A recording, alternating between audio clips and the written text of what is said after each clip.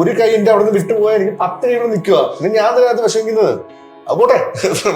അല്ല, ഇതില് വേറെ ആള് ഷൈൻ നികത്തിനായിട്ട് അദ്ദേഹത്തിന് അഡ്വാൻസ് കൊടുത്തു, ആ പൈസ തിരിച്ചു കിട്ടി.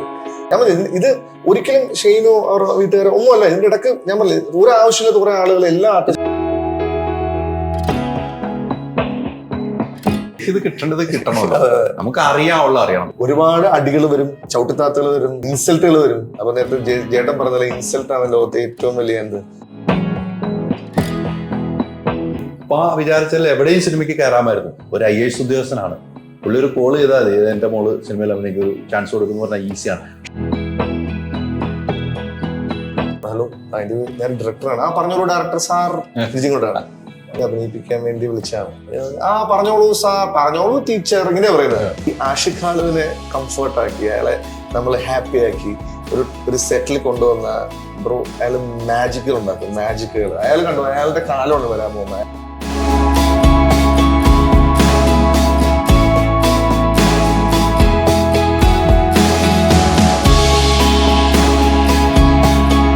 നമസ്കാരം.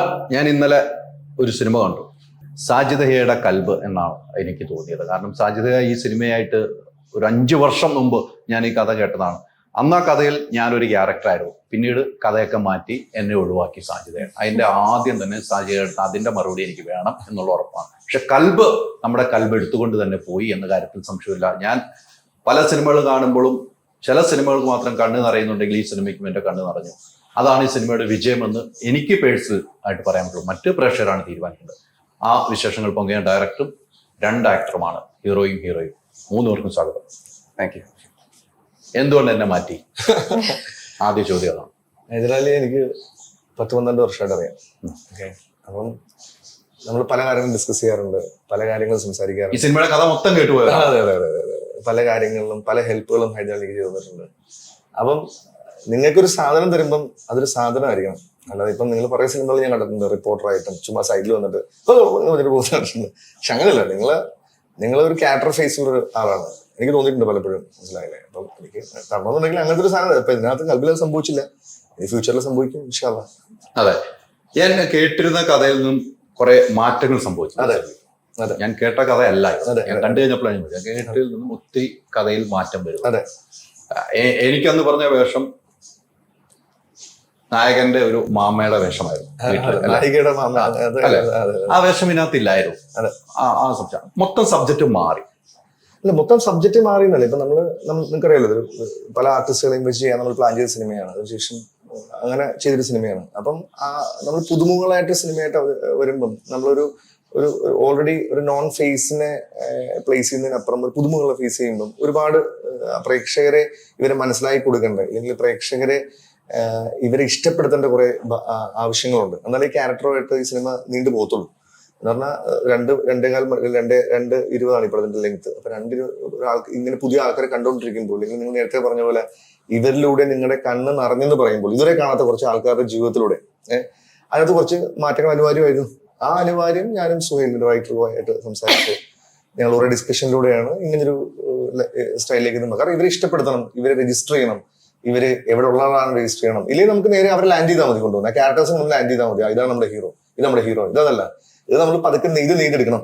അതിനുള്ള ശ്രമമാണ് നമ്മൾ ചെയ്തിരിക്കുന്നത്. അത് ഇപ്പൊ നിങ്ങൾ നേരത്തെ പറഞ്ഞ പോലെ ഹൈദരാലിയുടെ കണ്ണ് നിറഞ്ഞു എന്ന് പറഞ്ഞപ്പോൾ സന്തോഷമുണ്ട്. അതാണ് ഈ സിനിമയുടെ വിജയം എന്ന് ഞാൻ വിശ്വസിക്കുന്നു.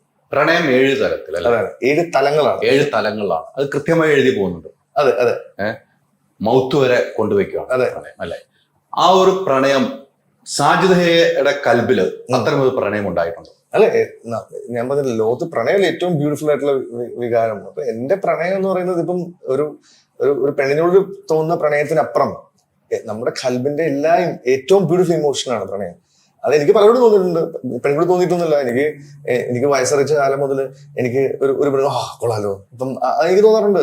എല്ലാവർക്കും ഉണ്ടാകുന്നതാണ്. ആ വികാരമാണല്ലോ മനുഷ്യനെ മുന്നോട്ട് നയിക്കുന്നത്. എന്നാൽ കൽബിലൂടെ ഞാൻ പറയാൻ ഉദ്ദേശിച്ചത് ഒരിക്കലും അങ്ങനെ ഒരു പ്രണയം മാത്രമല്ല. എല്ലാവർക്കും ഒരു ഇഷ്ടമുണ്ട്, ഒരു കൽബായിട്ട് ബന്ധമുണ്ട്. അവന്റെ ഇപ്പം നമ്മുടെ വാപ്പമാരോട് നമുക്കൊരു ബന്ധമുണ്ട്, നമ്മുടെ ഉമ്മമാരോട് ബന്ധമുണ്ട്, നമ്മുടെ കൂട്ടുകാരോട് ബന്ധമുണ്ട്. ഇതെല്ലാം കൽബിന്റെ ഇമോഷൻസ് ആണ്. അവര് ഒന്ന് മോൻ കെടുത്താൽ നമ്മുടെ നെഞ്ചിലൊരു വിങ്ങലുണ്ടാവും. ആ വിങ്ങലാണ്. അപ്പൊ എനിക്ക് എന്നെ മോർ ഇൻ ടു 100% ലവ് സ്റ്റോറിയാണ്. എന്നാൽ കൂടെ ഇത് ഒരുപാട് ബന്ധങ്ങളാണ്. ഈ കൽബിന്റെ പല പല വേർഷൻ ഓഫ് ലവ് ആണ് നമ്മൾ ഈ സിനിമയിലൂടെ പറയാൻ ഉദ്ദേശിച്ചിരിക്കുന്നത്. അതാണ് നിങ്ങൾ ഇന്നലെ കണ്ട സിനിമ. അപ്പൊ നേരത്തെ പറഞ്ഞ പോലെ 7 സ്റ്റേജസ് ആണ്. അത് നമ്മൾ ഇതിന്റെ ഒരു സൂഫി പ്രണയ ഫിലോസഫിയിൽ പറയുന്നത്, ഒരു ഹൃദയം പ്രണയത്തിലാണെങ്കിൽ അത് 7 സ്റ്റേജിലൂടെ കടന്നു പോകണമെന്നാണ് പറയുന്നത്. ഹുബ്, ഉൻസ്, ഇഷ്ക്, അക്കീദത്ത്, ഇബാദത്ത്, ജുനൂൻ, മൗത്ത്. അപ്പം അതൊരു സൂഫി ഫിലോസഫിയാണ്. അപ്പം നമ്മൾ ആ അത്രയും പോയട്രിക് ആയിട്ട് സംഭവത്തിന് എടുത്തിട്ട് വളരെ സാധാരണക്കാരില് നമ്മൾ എല്ലാവരും അതാണ്. അത് ഒരിക്കലും ഭയങ്കര ഫിലോസഫിക്കലായിട്ട് സിനിമ പറയണമെന്ന്, ഭയങ്കര റിയലിസ്റ്റിക് ആയിട്ട് സിനിമ പറയണമെന്നല്ല. എല്ലാവരിലും സംഭവിക്കുന്ന ഈ സെയിം ഇമോഷൻ തന്നെയാണ്. അതാണ് നമ്മൾ പറഞ്ഞിരിക്കുന്നത്. എന്നാൽ ഇതിൽ നമ്മൾ ഈ സിനിമ മുന്നോട്ട് വെക്കുന്നതിന്റെ 8ാമത്തെ സ്റ്റേജാണ്. അത് സൂഫി ഫിലോസഫി പറഞ്ഞിട്ടില്ല. ആ 8ാമത്തെ സ്റ്റേജാണ് നിങ്ങൾ ഈ കണ്ട എന്റെ കൽബ്. അതാണ് 8ാമത്തെ ആണ് അല്ലെ? തീർച്ചയായിട്ടും പുതുമുഖങ്ങളെ കുറെ പേരെ കൊണ്ടുവന്ന ആളാണ് വിജയ് ബാബു അല്ലെ, തങ്കമാലി ഡയറീസ്. ഞാൻ ചോദിച്ചു താങ്കൾക്ക് വട്ടാണോ എന്ന് ഞാൻ ചോദിച്ചു. പട്ടിയെ വെച്ച് സിനിമ എടുക്കുന്നു, പുതുമുഖങ്ങളെ വെച്ച് സിനിമ, വട്ട യഥാർത്ഥത്തിൽ വട്ടുണ്ടോ എന്ന് ചോദിച്ചു. പുള്ളിക്കകത്ത് ഒരു വട്ടാണ് എന്ന് വെച്ചാൽ വട്ടാണ്, മാറ്റല്ലോ. പക്ഷെ സിനിമ നല്ലതാകും. ഇതാണ് പുള്ളിക്കുള്ള ഒരു പോയിന്റ് എന്നോട് പറഞ്ഞു. കൃത്യമാണ് പുള്ളി പറഞ്ഞത്. ആട് 1 പരാജയപ്പെട്ട് 2 എടുത്തപ്പോ തിയേറ്റർ പോലും കിട്ടാത്ത അവസ്ഥ പുള്ളിയുണ്ടായിരുന്നു. എനിക്കറിയാം, കൃത്യമായിട്ട് അറിയാം. അന്നും ആളുകൾ ചോദിച്ചു തിയേറ്ററിൽ നിൽക്കുന്ന വട്ടാണോ എന്ന് ചോദിച്ചു. അതേ ചോദ്യമാണ് ഞാൻ കുറച്ചു മുമ്പ് വിജയ് ബാബുവിന്റെ ഉന്നയിച്ചത്. പക്ഷെ ഈ സിനിമ പൊതുവെ നമ്മൾ ചർച്ച ചെയ്യപ്പെടുന്ന ഒരു സബ്ജക്റ്റ് ആയി മാറിയിട്ടുണ്ട്. എനിക്ക് സാജൻ സിനിമ ഹിന്ദി ഇത്തരം ഒരു പ്രണയമാണ് പറഞ്ഞു വെക്കുന്നത്. ഇങ്ങനെ ഒരു പ്രണയം അത് ഹിന്ദിയിലാണ്, പാട്ടുകളിലൂടെയാണ് ആ സിനിമ യാത്ര. ഇതും നല്ല നല്ല പാട്ടുകളാണ്. അതെങ്ങനെയാണ് ആ പാട്ടുകൾ യോജിച്ചു പോവാണ് പാട്ടുകൾ? അല്ല, ഞാൻ കുറെ അധികം മ്യൂസിക്കുകൾ കേൾക്കുന്നത്, കുറെ അധികം പാട്ടുകൾ കേൾക്കുന്ന ഒരാളാണ്. എനിക്ക് പാട്ടുകൾ ഭയങ്കര ഇഷ്ടമാണ്. ഞാൻ ഏറ്റവും കൂടുതൽ ഏറ്റവും കൂടുതൽ വിഷമങ്ങൾ വരങ്ങളും സന്തോഷങ്ങൾ വരങ്ങളും പാട്ട് കേൾക്കുന്ന ആളാണ്. അപ്പം പാട്ടുകൾ എൻ്റെ ലൈഫിൽ ഒരു അവിഭാജ്യ ഘടകമാണ്. അപ്പം ഞാൻ ചെയ്യുന്ന എല്ലാ സിനിമകളിലും, ഇപ്പം മോഹൻലാൽ ആണെങ്കിലും ഇടി ആണെങ്കിലും, അതിനകത്ത് ഞാൻ ഒരു കോംപ്രമൈസും വരുത്തിയിട്ടില്ല. എൻ്റെ പാട്ടുകൾ എന്ന് പറഞ്ഞാൽ, എൻ്റെ സിനിമയിലെ പാട്ടുകൾ എന്ന് പറയുന്നത് എൻ്റെ സിനിമയുമായിട്ട് ആദ്യമായിട്ട് പ്രേക്ഷകർ കമ്മ്യൂണിക്കേറ്റ് ചെയ്യപ്പെടുന്ന എൻ്റെ പാട്ടുകൾ വഴിയാണ്. ആ പാട്ടുകൾ അവരുടെ ഹൃദയത്തിൽ തങ്ങുന്നത്. ഈ സിനിമയിൽ ഈ പറഞ്ഞ പോലെ 7 സ്റ്റേജസ് നമ്മൾ പറയുമ്പം നമുക്ക് ആ പാട്ട് 2.5 മണിക്കൂർ ഒരു പടത്തിന്റെ ലെങ്ത്, ഈ ലെങ്ത്തിൽ ഇത്രയും സ്റ്റേജസ് കാണിക്കണമെന്നുണ്ടെങ്കിൽ അത് ഇതിന്റെ ഈസി വേ എന്ന് പറയുന്നത് പാട്ടാണ്. അതാണ് നമ്മൾ 18ഓളം പാട്ടുകൾ ഈ സിനിമയിൽ. ഒരിക്കലും നിങ്ങൾക്ക് ആ സിനിമ കാണുമ്പം ഇത് ബാക്ക് ടു ബാക്ക് പാട്ടുകൾ തോന്നില്ല. കാരണം അത്രയും ബ്യൂട്ടിഫുൾ ആയിട്ടാണ് എൻ്റെ മ്യൂസിക് ഡയറക്ടേഴ്സ്. പ്രകാശ് അലക്സ്, ഞാൻ ഹാർട്സ് ഓഫ് പ്രകാശ് അലക്സ്. കാരണം അതിന്റെ ബാക്ക്ഗ്രൗണ്ട് സ്കോറും പാട്ടുകളും വിമൽ നാസർ, നിഹാൽ സാദിഖ്, 3 ആളുകളാണ്. വിമൽ നാസറും നിഹാൽ സാദിഖും പുതിയ ആൾക്കാരാണ്. പ്രകാശ് അലക്സ് ആണ് ഇച്ചിരി കുറെ സിനിമകളുടെ ബാക്ക്ഗ്രൗണ്ട് സ്കോർ വർക്ക് ചെയ്തിട്ടുള്ള. മോഹൻലാലിന്റെ ഒക്കെ ബാക്ക്ഗ്രൗണ്ട് സ്കോർ പ്രകാശാണ് കുറെ സിനിമകൾ ചെയ്തിട്ടുണ്ട്. അവരുടെ 3 പേരുടെയും ഹാർഡ് വർക്കാണ് ഇതിന്റെ പാട്ടുകൾ. പിന്നെ ഇതിന്റെ ലിറിക്സ്, അതായത് സുഹൈൽ എം കോയ, അതായത് ജാതിക്ക തോട്ടവും സൂപ്പർ ശരണ്യ, അശുഭ മംഗളകാരി എന്ന് പെണ്ണുങ്ങളെ ഉപമിച്ച ലിറിക്സിസ്റ്റ് ആണ്. അപ്പൊ അത് ഇത്ര ബ്യൂട്ടിഫുൾ ആയിട്ടാണെന്നാണ്. അപ്പം അതിന്റെ സുഹൈൽ എന്ന് പറയുന്ന ഒരു ബ്രില്യൻ ലിറിക്സിസ്റ്റിന്റെ സുഹൈലിന്റെ കോറായിട്ട് കൂടിയാണ് എന്റെ ഒരു ബ്ലെൻഡാണ്. കാരണം ഞാൻ ഭയങ്കര സിനിമാറ്റിക് സിനിമകളുടെ ഇഷ്ടപ്പെടുന്ന ആളുകളാണ്. ഭയങ്കര ലൗഡാണ് എനിക്ക് ഇഷ്ടപ്പെടുന്ന സിനിമകൾ അങ്ങനെയാണ്. അപ്പൊ എനിക്ക് ഒരിക്കലും ഒരു റിയലിസ്റ്റിക് സിനിമയോ ചെയ്യാൻ പറ്റുന്നതല്ല. പക്ഷെ എനിക്ക് ഇഷ്ടപ്പെടുന്ന സാധനം പ്രേക്ഷകർ കാണിക്കാൻ ഇഷ്ടം. അപ്പൊ എന്റെ ഏറ്റവും സ്ട്രോങ് ഏരിയയായിട്ട് ഞാൻ കാണുന്നത് ഈ പറയുന്ന ഒരു കാരണം നിങ്ങൾ ആലോചിച്ചാൽ മനസ്സിലാവും. പണ്ട് നമ്മുടെ സിനിമ കാണുന്നത് എങ്ങനെയാ? മമ്മൂക്ക ഉപയോഗിച്ച ഷർട്ട്, ഇല്ലെങ്കിൽ ലാൽ സാർ ഉപയോഗിച്ച കാറ്, പജറോയിൽ വരുന്നത് പജറോ. നമ്മൾ സിനിമയിൽ കാണുമോ പജറോ ആദ്യമായിട്ട്? പക്ഷെ ഇന്നത്തെ സിനിമയിലെ നായകന്മാര് നമ്മളെയും വലിയ ദാരിദ്ര്യം, മനസ്സിലായില്ലേ? അപ്പം അത് ഞാൻ മോശമെന്നല്ല പറയുന്നത്. പക്ഷെ എന്റെ സിനിമ എന്ന് എനിക്ക് എത്തിപ്പെടാൻ പറ്റാത്ത, എനിക്ക് കിട്ടാൻ പറ്റാത്ത സാധനം സിനിമയിൽ കാണുമ്പോഴാണ് എന്നെ എപ്പോഴും എക്സൈറ്റ് ചെയ്യിപ്പിച്ചിട്ടുള്ളത്. ആ എക്സൈറ്റ്മെന്റ് ആണ് എന്റെ സിനിമ. അപ്പം സുഹൈലിന്റെ ഒരു ബ്ലെൻഡ് എന്ന് പറഞ്ഞാൽ, സുഹൈൽ ഭയങ്കര ഇന്റർനാഷണൽ ആയിട്ട് തോട്ട് പ്രോസസ്സുകൾ, ഇന്റർനാഷണൽ ന്യൂസുകളും എല്ലാ ബുക്കുകളും കുറെ അധികം വായിക്കുന്ന ഒരുപാട് തോട്ട് പ്രോസസ്സുകളാണ്. അപ്പൊ സുഹൈലിന്റെ ആ ഒരു ഈ പറഞ്ഞ സൂഫി ഫിലോസഫിയുടെ ബ്ലെൻഡൊക്കെ സുഹൈലിന്റെ കൂടെയുള്ള കോൺട്രിബ്യൂഷനാണ്. ആ കോൺട്രിബ്യൂഷനാണ് സിനിമ ഇത്രത്തോളം ഇത് നേരത്തെ പറഞ്ഞ പോലെ ഹൃദയവേദനമാക്കുന്നത്. തീർച്ചയായിട്ടും എല്ലാ ഇതും ഞാൻ പറയുന്നില്ല. നല്ലൊരു സിനിമയുടെ ഭാഗമായി അല്ലേ? അതെ. ഒരു സിനിമ ആദ്യം റിലീസായ മൈക്ക് സിനിമ, 2ാമത്തെ സിനിമ കൽബ്. ഇത് ശരിക്കും കൽബ് എടുത്തു. Thank you. എനിക്ക് പേഴ്സണലി ഉള്ള അഭിപ്രായം, നമ്മുടെ കൽബ് നിങ്ങൾ കൊണ്ടുപോയി. പ്രണയിക്കാത്തവരാരുമില്ല, എല്ലാവരും പ്രണയിക്കാം. പക്ഷെ പ്രണയത്തിന് ഇത്ര 7 തലങ്ങളുണ്ടെന്ന് ഈ സിനിമ കണ്ടപ്പോഴാണ് മനസ്സിലായത്. അത് കൃത്യമായിട്ട് താങ്കൾ ചെയ്തു വെച്ചിട്ടുണ്ട്. ഒരു മാറ്റമില്ല. പല പ്രേക്ഷകർക്കും പല അഭിപ്രായങ്ങൾ. ഞാൻ പ്രേക്ഷക നിലയിൽ മാത്രമാണ് ഈ കാര്യങ്ങൾ പറയുന്നത്. ഈ സബ്ജക്ട് കേട്ടപ്പോൾ എനിക്കറിയാം സാജിദ് ആരെയൊക്കെ സമീപിച്ചെന്ന് എനിക്കറിയാം. അതിന്റെ കുറെ കാര്യത്തിൽ കൂടെ നടന്ന ആളാണ്. ഈ സബ്ജക്ട് താങ്കൾക്ക് എത്തിയപ്പോൾ താങ്കൾക്ക് എന്താണ് ആദ്യം തോന്നിയത്? ഞാൻ കൽബ് ആദ്യം കേൾക്കുന്നത് ഡിസംബർ 2022 ത്രൂ വിജയ് സാറ് ഞാൻ സാജിദിനെ ഞാൻ പരിചയപ്പെടുന്നത്. പുള്ളി നെറേറ്റ് ചെയ്തപ്പോൾ തന്നെ കണ്ണിലൊരു തിളക്കം ഉണ്ടായിരുന്നു. കാരണം എനിക്ക് അറിയാനും അത്രയ്ക്ക് പേഴ്സണൽ ആയിട്ടുള്ള ഒരു കഥയാണ് കൽബ്. അപ്പോഴത്തേക്ക് കാരണം എനിക്ക് നന്നായി വിഷ്വലൈസ് ചെയ്യാൻ പറ്റി. ഞാൻ ഇപ്പോഴും ഓർക്കുന്നുണ്ട്, ഒരു സ്പീക്കറൊക്കെ വെച്ചാൽ വന്നത്. അപ്പോഴത്തേക്ക് ഈ നമ്മുടെ ഇമ്പോർട്ടന്റ് മൊമെന്റ്സിൽ നിർത്തിയിട്ട് സ്പീക്കർ കണക്കിട്ട് പാട്ട് പ്ലേ ചെയ്യും. അപ്പോഴത്തേക്ക് എനിക്ക് നന്നായി വിഷ്വലൈസ് ചെയ്യാൻ പറ്റി. നറേഷൻ കഴിഞ്ഞിട്ട് എനിക്കൊരു വാശി ഉണ്ടായിരുന്നു, ഈ പടം ഞാൻ ചെയ്തിരിക്കും, എനിക്ക് ചെയ്യണമെന്ന്. കാരണം എൻ്റെ ഒരു ക്രിയേറ്റീവ് ആർട്ടിസ്റ്റിനെ അത് ഒരുപാട് ഫുൾഫിൽ ചെയ്ത ഒരു കഥയാണ്. പിന്നെ സാജിദ് പറഞ്ഞ പോലെ തന്നെ നമ്മുടെ പഴയ പടങ്ങൾ കണ്ട നമ്മുടെ ലാൽ സാറും മമ്മൂക്ക് സാറും ബോളിവുഡിൽ നമ്മള് പഴയ ഷാറുഖ് ഖാൻ, ഋതിക് റോഷൻ മൂവീസ് കാണുമ്പോൾ നമ്മളൊരു കാണുമ്പോൾ ഇങ്ങനത്തെ ഒരു ആളെ പൊളിച്ചതിന് ഒരു എസ്കേപ്പിസം ഉണ്ട് ഒരു പടത്തിന്. കാരണം നമ്മളൊരു പടം കാണുമ്പോൾ നമ്മളെ ലോകത്തിലോട്ട് എസ്കേപ്പ് ചെയ്യണം ആ 2.5 മണിക്കൂർ. അങ്ങനത്തെ എക്സ്പീരിയൻസ് അതാ ഒരു സിനിമയുടെ ഒരു മാജിക്. അങ്ങനത്തെ ഒരു പടം വന്നിട്ട് ഒരുപാട് നാളായി. ഓബിയസ്ലി നമ്മുടെ പടം ഒരു തിയേറ്റർ എക്സ്പീരിയൻസ് തന്നെയാണ്, പക്ഷെ അതിൻ്റെ കൂടെ തന്നെ ഒരു വളരെ സോൾഫുള്ളും ബ്യൂട്ടിഫുള്ളും ആയിട്ടുള്ള ഒരു ലവ് സ്റ്റോറിയാണ്. എല്ലാവർക്കും റിലേറ്റ് ചെയ്യാൻ പറ്റുന്ന ഒരു ലവ് സ്റ്റോറിയാണ് പറയുന്നത്. പക്ഷെ നമ്മൾ എക്സ്റ്റീരിയറിൽ ഒരുപാട് കമേഴ്ഷ്യൽ ഫാക്ട്സ് ഉണ്ട്, അടി എടി അലമ്പ് റൊമാൻസ്. പക്ഷെ അതൊരു എക്സ്റ്റീരിയർ മാത്രമേ ഉള്ളൂ. അത് core of the story Kalba. പിന്നെ പറഞ്ഞ പോലെ തന്നെ നമ്മൾ കൽബ് എന്ന് പറയുമ്പോൾ 2 ലവേഴ്സ് തമ്മിൽ മാത്രമല്ല, ഒരു യൂണിവേഴ്സൽ തീം ഓഫ് ലവ് ആണ് ഡിസ്കസ് ചെയ്യുന്നത്. ഒരു അച്ഛനും മോനും അമ്മയും മോളും ഫ്രണ്ട്സ് തമ്മിലുള്ള റിലേഷൻ. അപ്പോഴത്തേക്ക് ആ യൂണിവേഴ്സൽ തീം, നമ്മൾ സ്നേഹിക്കുന്ന എല്ലാവരും നമ്മുടെ കൽബ.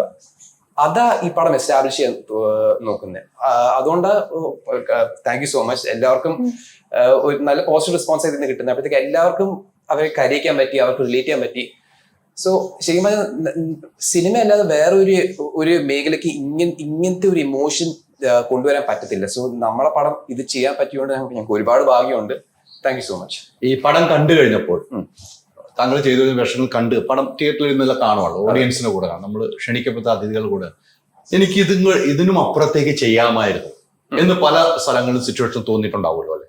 ഇത് പോരാ, എനിക്ക് ഇതിലും നന്നായിട്ട് ചെയ്യണമായിരുന്നു. ആ ഒരു വാശിയായിട്ട് എടുക്കുമല്ലേ ഇനിയുള്ള യാത്രയിൽ? സോ ഞാൻ നോക്കുന്നതെന്ന് പറഞ്ഞാൽ ആ മൂമെന്റിന് ഷോട്ട് എടുക്കുന്ന സമയത്ത് എന്റെ ബെസ്റ്റ് കൊടുക്കാൻ പറ്റിയോ? ബെസ്റ്റ് കൊടുത്താൽ ഞാൻ ഹാപ്പിയാണ്. ഇപ്പൊ നമ്മൾ നോക്കുമ്പോൾ ഓബിയസ്ലി നമുക്ക് തോന്നും ഇത് കുറച്ചും ബെറ്റർ എടുക്കാം. കാരണം ഞാനും ഒരു ആർട്ടിസ്റ്റായിട്ട് ഇവോൾവ് ചെയ്തുകൊണ്ടിരിക്കുക. തീർച്ചയായിട്ടും. പക്ഷെ അറ്റ് ദാറ്റ് മൂമെന്റ് ഈ ഷോട്ടിൽ എന്റെ മൈൻഡ് സെറ്റ് റൈറ്റ് ആയിരുന്നു. എനിക്ക് ഏറ്റവും ബെസ്റ്റ് കൊടുക്കാൻ പറ്റിയോ? സാജിക്ക് ഹാപ്പി ആയിരുന്നു, അത് കേട്ടാൽ മതിയായിരുന്നു എനിക്ക്. ഇപ്പം പടം ഫുള്ളായിട്ട് കാണുമ്പോൾ എനിക്ക് വളരെ ഹാപ്പി ആയിരുന്നു. പക്ഷെ ഇനിയും ഒരുപാട് ദൂരോട്ട് മുന്നോട്ട് പോകാൻ. ബട്ട് കൽബ് ഉറപ്പായിട്ടും എന്റെ കരിയർ ഡിഫൈനിങ് ആയിട്ടുള്ള ഒരു പടം. ഒരു മാറ്റം അത് 100% ഗ്യാരണ്ടിയോട് ഞാൻ പറയുന്നു. അത് താങ്കൾക്ക് ഒരു ചേഞ്ച് തന്നിരിക്കുന്ന സിനിമയാണ്. താങ്കൾ എന്നൊരു നടനാക്കി എടുത്തൊരു സിനിമയാണ്. അതെ, ഉറപ്പായിട്ടും. ഇനിയുള്ള യാത്രയാണ് നമുക്ക് റിസ്ക്. ഇനി ഇതിന് താഴത്തേക്ക് പോകാൻ പാടില്ല, ഇതിന്റെ മുകളിലേക്ക് പോകാൻ പാടില്ല. അപ്പൊ പോയി എത്തുന്ന സംവിധായകർ എങ്ങനെയാണെന്നുള്ളത് നോക്കിയാണ് ഇനി യാത്ര ചെയ്യേണ്ടത്. തീർച്ചയായിട്ടും ഒന്നും പറയാനില്ല കേട്ടോ. തുടക്കം മുതൽ അവസാനം വരെ കരയിപ്പിക്കുകയും ചിന്തിപ്പിക്കുകയും ചെയ്തൊരു നായികയാണ്. ആദ്യമായിട്ട് സിനിമയിൽ അഭിനയിക്കും അല്ല? ഇതിനു മുമ്പ് സിനിമയിൽ അഭിനയിച്ചു? സിനിമ അഭിനയം എന്നൊരു ആഗ്രഹം ഉണ്ടായിരുന്നു? ആഗ്രഹം ഉണ്ടായിരുന്നു, പക്ഷെ ഞാൻ തന്നെ അത് നടക്കില്ല എന്ന് പറഞ്ഞ് സ്വന്തം തന്നെ ബിലീവ് ചെയ്ത ഒരു നടക്കില്ല എന്ന് പറഞ്ഞ് മാറ്റി വെച്ചു. അങ്ങനെ ഒരു കണക്ഷനും ഉണ്ടായിരുന്നില്ല. എത്താൻ കുറെ ദൂരം ഉണ്ടെന്ന് വിചാരിച്ചു. ഭയങ്കര ദൂരമുള്ള ഒരു സ്വപ്നമായിരുന്നു സിനിമ എന്ന് വിചാരിച്ചു. പക്ഷെ അത് എന്നെ തേടി എത്തി. എങ്ങനെയോ എനിക്ക് വേണ്ടി എഴുതി വെച്ചൊരു കഥ പോലെ എനിക്ക് തോന്നി. അല്ല, വലിയ കോഴിക്കോടുകാരിയാണ് അല്ലെ? പഠിത്തം ബാംഗ്ലൂരായിരുന്നു പഠിത്തം. അറിയപ്പെടുന്ന ഫാദറിന്റെ മോളാണ് അല്ലെ? എല്ലാ രീതിയിലും അറിയപ്പെടുന്നത്. ഞാൻ സാജിന്റെ അടുത്ത് സംസാരിച്ചു. എനിക്കൊരു കാര്യം പറയണ്ടത്, അതായത് ഞാൻ നെസ്റ്റിന്റെ ഇൻസ്റ്റഗ്രാമില് ഒരു പാട്ട് കാണുവാണ്, ഗിറ്റാർ വെച്ച് പുള്ളിക്കാരി പാടുന്നത്.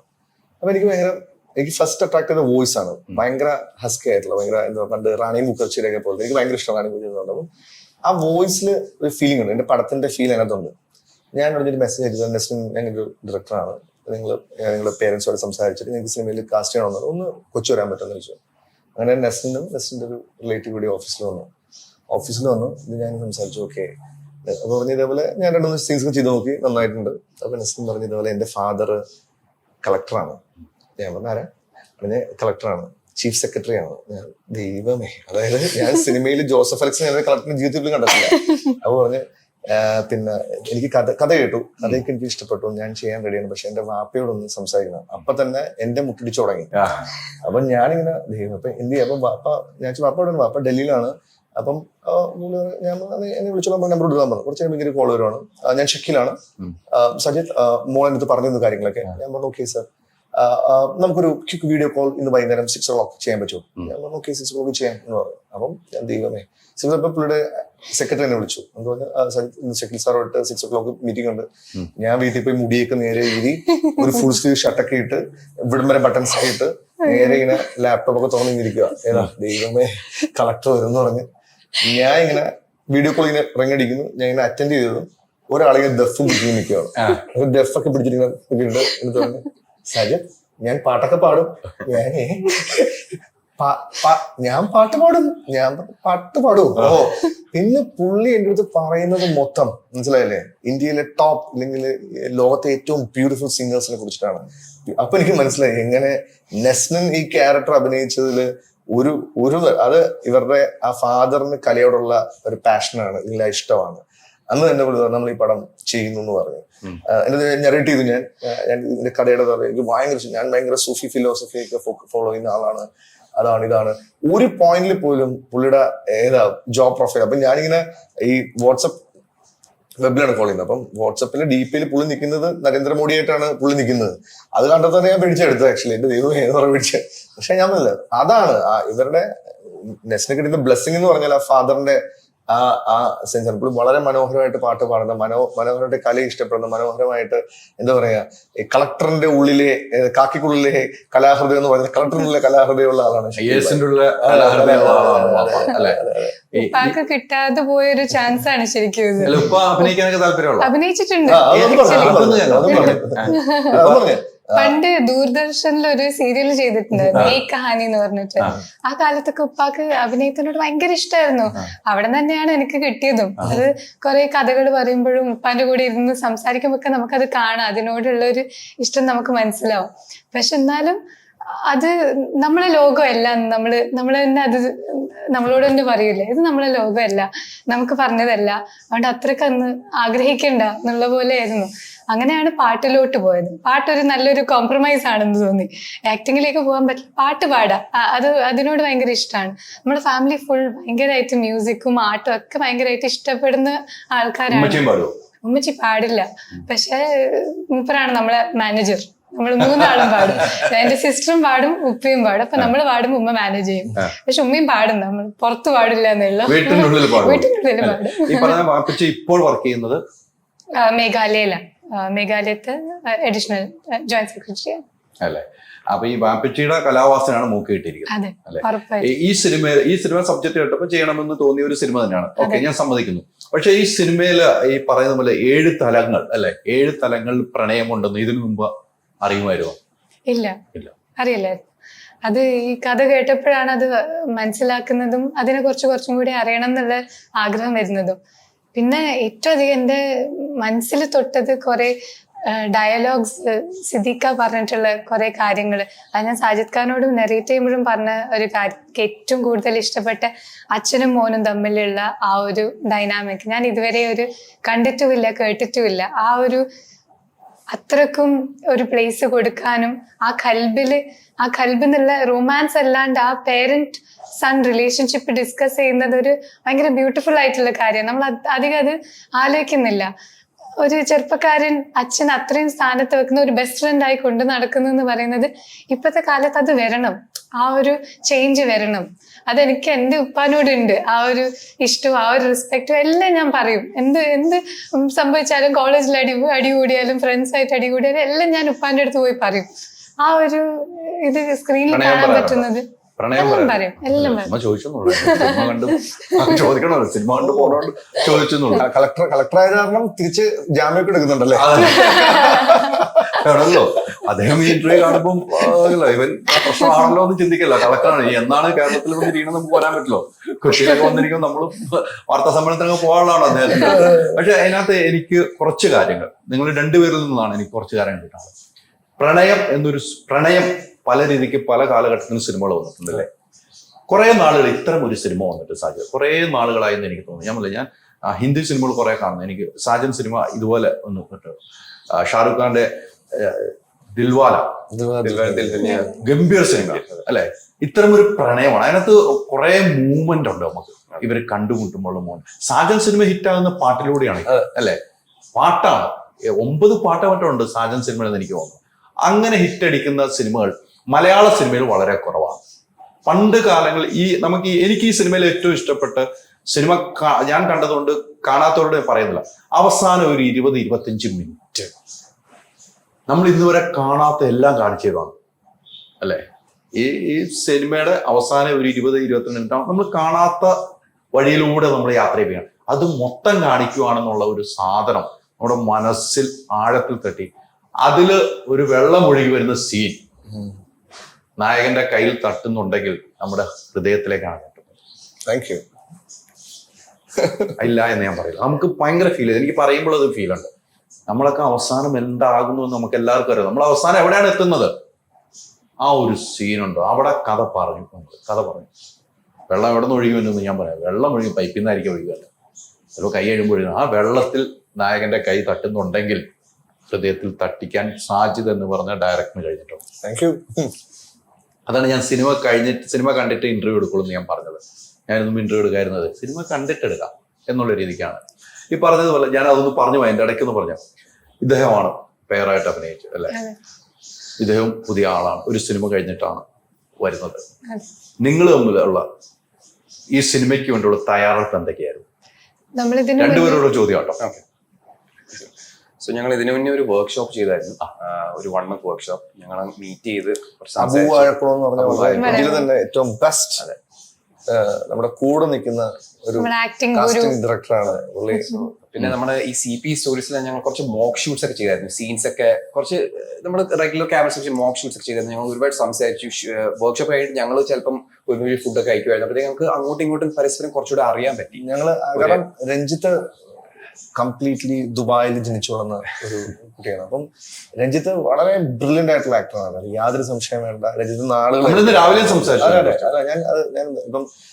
കുറെ ആളുകളുടെ കുറെ താരങ്ങളിലെ പേര് പറഞ്ഞ് നമ്മൾ സംസാരിക്കും. നസ്ലിന്റെ സംബന്ധം നസ്ലിന്റെ ക്യാരക്ടറെ അത്ര ലൈക്കബിൾ ആണ്, അത്ര ലവബിൾ ആണ്. ഒറ്റ രീതിയിലാണ് ക്യാരക്ടർ പോകുന്നത്. കാരണം നസ്ലിന് അത് ആ ക്യാരക്ടറാണ്, അതാണ് നസ്ലിൻ പാട്ട് പാടുന്ന, ഇല്ലെങ്കിൽ സൂഫി ഫിലോസഫിയിൽ ഇഷ്ടപ്പെടുന്ന. രഞ്ജിത്ത് ടോട്ടലി ആലപ്പുഴ കേരളത്തിന്റെ എല്ലാ ഫ്ലേവറും അറിയാവുന്ന, ഇല്ലെങ്കിൽ ഇൻസ്റ്റഗ്രാമിൽ ആളുകളോട് കമ്മ്യൂണിക്കേറ്റ് ചെയ്ത് ഒരു ഫാൻ ഫോളോ ഒക്കെ ഉണ്ടായ കുട്ടിയാണ് നസ്ലിൻ. രഞ്ജിത്ത് ഇതൊന്നുമല്ല, ഒരു ദുബായിൽ ജനിച്ചു വളർന്ന, അവിടുത്തെ ഒരു സ്കൂളിൽ വിളിച്ചു വളർന്ന ഒരു കുട്ടി, ഒരു പയ്യൻ ആലപ്പുഴ പോലത്തെ സ്ഥലത്ത് നിറഞ്ഞ ഞങ്ങളൊക്കെ ജനിച്ചു വളർന്ന സ്ഥലത്തേക്ക് വരിക എന്ന് പറയുന്നത് അത് ഒരു വലിയ ചലഞ്ചാണ്. അത് രഞ്ജിത്ത് അത്രത്തോളം ഹാർഡ് വർക്ക് എടുത്തിട്ടുണ്ട്, അത്രത്തോളം. മനസ്സിലായി? ഞാൻ വീണ്ടും പറയുന്ന അതുകൊണ്ടാണ്. നമ്മൾ ഇന്നത്തെ ഒരു സീനൊക്കെ ഉണ്ട്, ഒരു ഡ്രൈനേജിലേക്ക് വീഴുന്ന സീനുണ്ട്. അത് ആലപ്പുഴയിൽ ഏറ്റവും മോശം വെള്ളമാണ് അത് വീഴുന്നത്. കാരണം വളരെ കാലങ്ങളായിട്ട് പാലം കൺസ്ട്രക്ഷനുള്ള കാരണം ബ്ലോക്ക് ചെയ്തിരിക്കുന്ന വെള്ളമാണ്. അപ്പം ഞങ്ങളുടെ ബ്രോ ഇതേപോലെ നമുക്ക് സ്വിമ്മിംഗ് പൂളിൽ എടുക്കാം, പക്ഷെ അവിടെ വന്ന് വീണാൽ അതൊരു ഇമ്പാക്ട് ആണ്. ബ്രോ ഞാൻ റെഡിയാണ് ബ്രോ. അതാണ് അതിന്റെ ആ ഒരു കിക്ക്. ഒരു മരത്തിൽ കയറണം, അയാളുടെ കാലും കയ്യോ മുറിയുമാണ്. അപ്പൊ ഞാൻ പറഞ്ഞു ഇത് കുറച്ച് കാലൊക്കെ ജസ്റ്റ് മുറിയും, കുഴപ്പമില്ല നമുക്ക് സെറ്റാണ്. ആ ഒരു ഇല്ലെങ്കിൽ ഇതിന്റെ ഫൈറ്റ്സ് നിങ്ങൾ ഫൈറ്റ് ചെയ്യണം, മനസ്സിലാവും. അത്ര ബ്യൂട്ടിഫുൾ ആയിട്ട്. ഞാൻ പറയാം, ഇന്ന് മലയാള സിനിമയിൽ ഇതുപോലെ ഫൈറ്റ് ചെയ്യാൻ പറ്റിയ യങ് സ്റ്റാർ ഇല്ല. അത്ര പവർ പാക്ക് ഫൈറ്റ് ആണ് എഴുതി ചെയ്തിരിക്കുന്നത്. ഇതൊക്കെ ഒരിക്കലും നാളെ ഇത് ഭയങ്കര ഓൺലൈൻ സംഭവത്തിന് വേണ്ടി പറയുന്നതല്ല, മനസ്സിലായില്ലേ? അത്രത്തോളം നമ്മളൊരു സാധനം മനസ്സിൽ കണ്ട അതിന്റെ 4 മീറ്റർ അപ്പുറത്ത് തരാനുള്ള കേപ്പബിലിറ്റി രഞ്ജിത്തുണ്ട്. ഇമോഷണൽ സീക്വൻസ് ഒക്കെ വളരെ ബ്യൂട്ടിഫുൾ ആയിട്ട് കൈകാര്യം ചെയ്യാനുള്ള കഴിവുണ്ട്. അങ്ങനെ ഞാൻ പറഞ്ഞു, ഇവർ രണ്ടുപേരുടെയും കെമിസ്ട്രി തന്നെയാണ് സിനിമ, ഇവർ രണ്ടുപേരുടെയും ബ്ലെൻഡ് തന്നെയാണ് സിനിമ, ഇവർ രണ്ടുപേരുടെയും പെർഫോമൻസ് തന്നെയാണ് ഖൽബ്. തീർച്ചയായിട്ടും അതെ. ഈ പറഞ്ഞത് നിങ്ങൾ രണ്ടുപേരുള്ള ഇതാണ് നമ്മൾ പറഞ്ഞു വന്നത്. അതിന്റെ ഇടയ്ക്ക് കൃത്യമായിട്ട് കുറച്ച് കാര്യങ്ങൾ പറഞ്ഞു. നിങ്ങൾ വർക്ക്ഷോപ്പ് ഉണ്ടായിരുന്നു, ഈ വർക്ക്ഷോപ്പിൽ വെച്ചാണല്ലോ നിങ്ങൾ കൂടുതൽ ആദ്യം പരിചയപ്പെട്ടത്. സിങ്കായി വരാൻ കഥയിലോട്ട് ഒരുപാട് ഗുണം ചെയ്തു. നിങ്ങൾ ആദ്യം കണ്ടുമുട്ടുമ്പോൾ എന്താണ് പറഞ്ഞത്? സോ ഞാൻ ശരിക്കും പറഞ്ഞ നസ്നി നേരത്തെ തന്നെ ഈ പ്രോജക്റ്റിൽ ഓൾറെഡി ഉണ്ടായിരുന്നു. അപ്പോഴത്തേക്ക് ഞാൻ വന്നപ്പം എനിക്കൊന്ന് സാധിക്കുക എന്നോട് പറഞ്ഞത് ഇതാ നമ്മുടെ ഹീറോയിനായിട്ട് കാസ്റ്റ് ചെയ്യാനുള്ള ഗേളിനെ ഉദ്ദേശിക്കുന്നത്. എനിക്ക് അത്രയ്ക്ക് ഐഡിയ ഇല്ലായിരുന്നു. എനിക്ക് അറിയായിരുന്നു പുള്ളിക്കാരി പാട്ട് പാടും, ആർട്ടിസ്റ്റാ, അത് പറഞ്ഞിട്ടുണ്ട്. അത്രയുമേ അറിയത്തുള്ളായിരുന്നു. പിന്നെ ഞാൻ പറഞ്ഞു ഓക്കെ കുഴപ്പമില്ല, ഇത് എൻ്റെ ഒരു സെക്കൻഡ് പടമാണ്, എൻ്റെ ഒരു ലേണിംഗ് എക്സ്പീരിയൻസ് തന്നെ, അത് നമുക്ക് വരുന്നിടത്ത് വെച്ച് കാണാം ആ രീതിയിലാണ്. പക്ഷെ ഞങ്ങൾ മീറ്റ് ചെയ്തപ്പോൾ ഞങ്ങൾക്ക് ഒരു ഇൻസ്റ്റന്റ് കെമിസ്ട്രി ബിൽഡ് ചെയ്യാൻ പറ്റി. അത് ശരിക്കും ഒരു ഭാഗ്യം തന്നെ. കാരണം പറഞ്ഞ പോലെ തന്നെ ഈ 2 ക്യാരക്ടേഴ്സ് ഈ കഥ മുന്നോട്ട് കൊണ്ടുപോകുന്നത്, ഈ ക്യാരക്ടേഴ്സിന്റെ ഇമോഷൻസിലേക്ക് അത് നിൽക്കുന്നത്. സോ ഞങ്ങൾക്ക് അത് സിങ്ക് ചെയ്തെടുക്കാൻ എളുപ്പം പറ്റി ഒരു മാസം കൊണ്ട്. പിന്നെ അത് മാത്രമല്ല, ഞങ്ങള് വല്ലപ്പോഴും കൊച്ചിയിലെ മോസ്റ്റ് ഓഫ് ദി വർക്ക്ഷോപ്പ് നടന്നു, പക്ഷെ വല്ലപ്പോഴും ആലപ്പുഴയിൽ പോകുമായിരുന്നു ഞങ്ങൾ.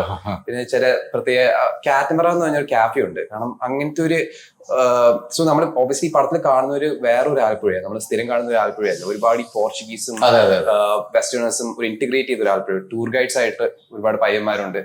സോ അങ്ങനത്തെ ആലപ്പുഴ ഞാൻ നേരത്തെ കണ്ടിട്ടില്ല. നമ്മളെപ്പോഴും നോക്കുന്ന ഈ ബാക്ക് വാട്ടേഴ്സും വെള്ളംകളി അങ്ങനത്തെ ഒരു വൈബ്, പക്ഷെ ഇത് വേറെ ഒരു കംപ്ലീറ്റ്ലി ഡിഫറെന്റ് ആലപ്പുഴയാണ്.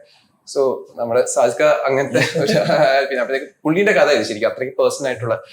സോ അവർ ചില ആൾക്കാരെ മീറ്റ് ചെയ്തു, അവിടുത്തെ വൈബ് അണ്ടർസ്റ്റാൻഡ് ചെയ്തു. അതിന് ഒരുപാട് ഒരു ആർട്ടിസ്റ്റിന് നിലയിൽ ഒരുപാട് ഗുണം ചെയ്തു ഈ ക്യാരക്ടറിനെ ബ്രിങ് ടു ലൈഫ് ചെയ്തപ്പം. എന്നെ മാത്രമല്ല പുള്ളിക്കാരിനെ. സോ നല്ലതായിരുന്നു. ഈ വന്ന വർക്ക്ഷോപ്പിൽ പങ്കെടുക്കുമ്പോഴാണ് നിങ്ങൾ നമ്മൾ കാണുന്നത്. അപ്പം ഈ പറഞ്ഞതുപോലെ മൈക്ക് സിനിമ കഴിഞ്ഞിട്ട് ഇരിക്കുകയാണ്, അതേ കുറിച്ചൊക്കെ ചോദിച്ചിരുന്നോ? ചോദിച്ചിരുന്നു. ഞാൻ കണ്ടപാട് ഞാൻ വിചാരിച്ചു എനിക്ക് അത്ര എക്സ്പീരിയൻസ് ഇല്ല, എങ്ങനെ അത് ഹാൻഡിൽ ചെയ്യുമെന്ന് എനിക്കറിയില്ല. നമ്മൾ വന്ന പാടെ തന്നെ അബൂക്ക നമ്മളെ കുറെ കംഫർട്ടബിൾ ആക്കി, 2-3 എക്സസൈസ് ചെയ്യിപ്പിച്ചു, കഥ പറയിപ്പിച്ചു. അപ്പൊ അങ്ങോട്ടും ഇങ്ങോട്ടും നമുക്ക് ഒരു ഐസ് ബ്രേക്ക് ചെയ്യാനുള്ള ഒരു അവസരം കിട്ടി. കുറെ സംസാരിച്ചു, നമ്മൾ കൂടെ പോയി ചായയൊക്കെ കുടിച്ച് സംസാരിച്ചു. അപ്പൊ തന്നെ നമ്മൾ തമ്മിലുള്ള ആ ഒരു ബോണ്ട്, ഇൻസ്റ്റന്റ് ആയിട്ടുള്ള ഒരു കണക്ഷൻ ഉണ്ടായിരുന്നു. അതിന് അത്ര ഹാർഡ് വർക്ക് വേണ്ടിയിരുന്നില്ല. പിന്നെ നമ്മൾ ഈ 1 മന്ത് സെഷനിൽ തന്നെ നമ്മളെ മേജർ സീക്വൻസസ് ഒക്കെ നമ്മൾ പ്രാക്ടീസ് ചെയ്ത് ഷൂട്ടൊക്കെ ചെയ്ത് വെച്ചിട്ടുണ്ട്. അപ്പൊ നമുക്ക് ആ ഡയലോഗൊക്കെ പഠിക്കാനുള്ള അവസരം മുന്നേ കിട്ടി. പിന്നെ നമ്മൾ സെറ്റിൽ പോകുമ്പോഴത്തേക്കും ആ ഡയലോഗ് പഠിക്കേണ്ട അതിന്റെ ആങ്സൈറ്റി ഇല്ല. ഇനി അങ്ങോട്ട് പെർഫോം ചെയ്യാം, ഇനി അങ്ങോട്ട് ആ ഫീലിംഗിലേക്ക് കയറാന്നുള്ളത് മാത്രമേ ഉള്ളൂ. അത് ഒരുപാട് ഗുണം ചെയ്തിട്ടുണ്ട്. അല്ലെങ്കിൽ നമ്മൾ ആ ഡയലോഗ് പഠിച്ചോ, ഇതെങ്ങനെ ഇവിടെ കൈവെക്കാൻ പറ്റുമോ അവിടെ വെക്കാൻ പറ്റുമോ, നമ്മൾ തമ്മിലുള്ള ആ ഒരു ഡിസ്കഷൻ ഉണ്ടെങ്കിൽ നമുക്ക് ആ ഫീലിംഗിലേക്ക് കയറാൻ പറ്റില്ല.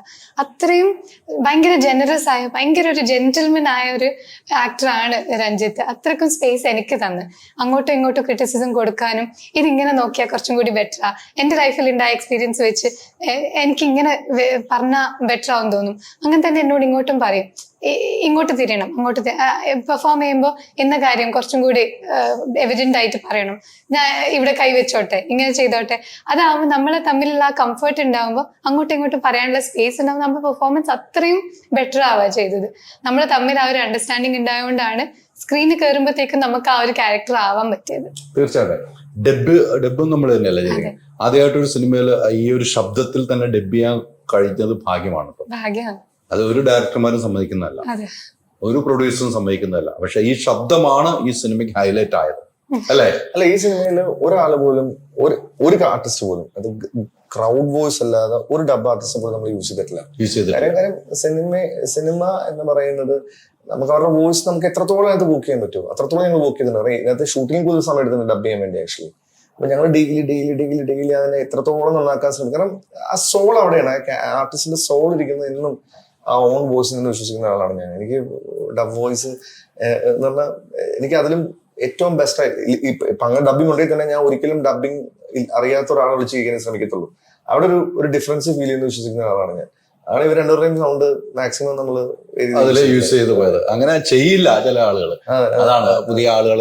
ഈസി ജോബാ, അതായത് ഇപ്പൊ എന്താണ് ഭയങ്കര ഈസി ജോബാ. അതാണ് ഒരു ഡബിങ് ആർട്ടിസ്റ്റ് വെച്ചാൽ അവർക്കെല്ലാം ഈ മിത്താത്തിപ്പറ, കേറ്റിപ്പറ, അല്ലെങ്കിൽ ഇല്ലപ്പറ എന്ന് പറഞ്ഞാൽ അവർ ആ സ്വിച്ചിട്ട പോലെ തന്നെ അത് ചെയ്തു തരും. പക്ഷെ അവിടെ ക്യാരക്ടറിന്റെ അവരാ അനുഭവിച്ച പെയിൻ, ഇല്ലെങ്കിൽ ആർട്ടിസ്റ്റ് ആ സമയത്ത് അനുഭവിച്ച പെയിൻ എത്രത്തോളം ക്യാപ്ചർ ചെയ്യാമെന്ന് എനിക്ക് അറിയില്ല. പിന്നെ ഇപ്പൊ ഈ അന്യഭാഷ ചിത്രങ്ങളുടെ ഇവിടെയുള്ള മൾട്ടി ഡബിംഗ് ഉള്ള കാരണം എല്ലാ ആർട്ടിസ്റ്റുകളും, എല്ലാ ഡബിംഗ് ആർട്ടിസ്റ്റുകളും നല്ലതാണ്, നല്ല ഒരു ജോബ് പ്രൊഫൈൽ. കാരണം അവരെല്ലാം ഭയങ്കര ബിസിയാണ്. അത് മാത്രമല്ല ഒരു മീറ്ററിലാണ്, എന്ന് പറഞ്ഞാൽ പെട്ടെന്ന് തീർക്കുക എന്നുള്ളതാണ്. അപ്പം അവിടെയൊക്കെ പുതിയ ആൾക്കാരെ നമ്മൾ ട്രൈ ചെയ്യുന്ന ഈ സിനിമയിൽ ഞാൻ നേരത്തെ പറഞ്ഞല്ലോ, നമ്മളൊരു ലാസ്റ്റ് സമയങ്ങളിൽ നമ്മള് കൽബില് ഭയങ്കര വേദന തരുവാണ്. ആ സാധനം വീണ്ടും ഡബ് ചെയ്ത് ഇവര് ഫലിപ്പിക്കണമെങ്കിൽ ഇവരുടെ ടാലന്റ് വലുതാണ്. അതെ, അത്രേ ഉള്ളൂ. അല്ല, ഇവരെല്ലാം നല്ല എല്ലാവരും ഞാൻ പറഞ്ഞില്ലേ. അപ്പൊ അവിടെ എന്തായിരുന്നു ഫീൽ എന്ന് ആലോചിക്കുക. പക്ഷേ സാജിദിന്റെ ഗൈഡൻസ് കൊണ്ട് തന്നെ, കാരണം നമ്മൾ എത്ര വലിയ ആർട്ടിസ്റ്റ് ആയാലും ഒരു ഡയറക്ടർ നമ്മുടെ ഉള്ളിൽ നിന്ന് കൊണ്ടുവരണം. പുള്ളി അത് ഏറ്റവും മാക്സിമം സ്ക്വീസ് ഔട്ട് ചെയ്തു. നമ്മള് രണ്ടുപേരും, എനിക്ക് ഇല്ലാത്ത കാര്യങ്ങൾ എനിക്ക് അറിയത്തില്ല ഇത് ഉള്ളിലുണ്ടെന്ന്, പുള്ളി എങ്ങനെയോ പുറത്തെടുത്തു. അത് ശരിക്കും പുള്ളിന്റെ ഒരു ടാലന്റ് കഴിവ്. അതുകൊണ്ട് ഞാനൊരു ബ്ലെസ്സിംഗ് ആയിട്ട് കരുതുന്നു. രണ്ടാമത്തെ പാടം തന്നെ സാജിക്ക് എന്നോട് വർക്ക് ചെയ്യാൻ ശരിക്കും.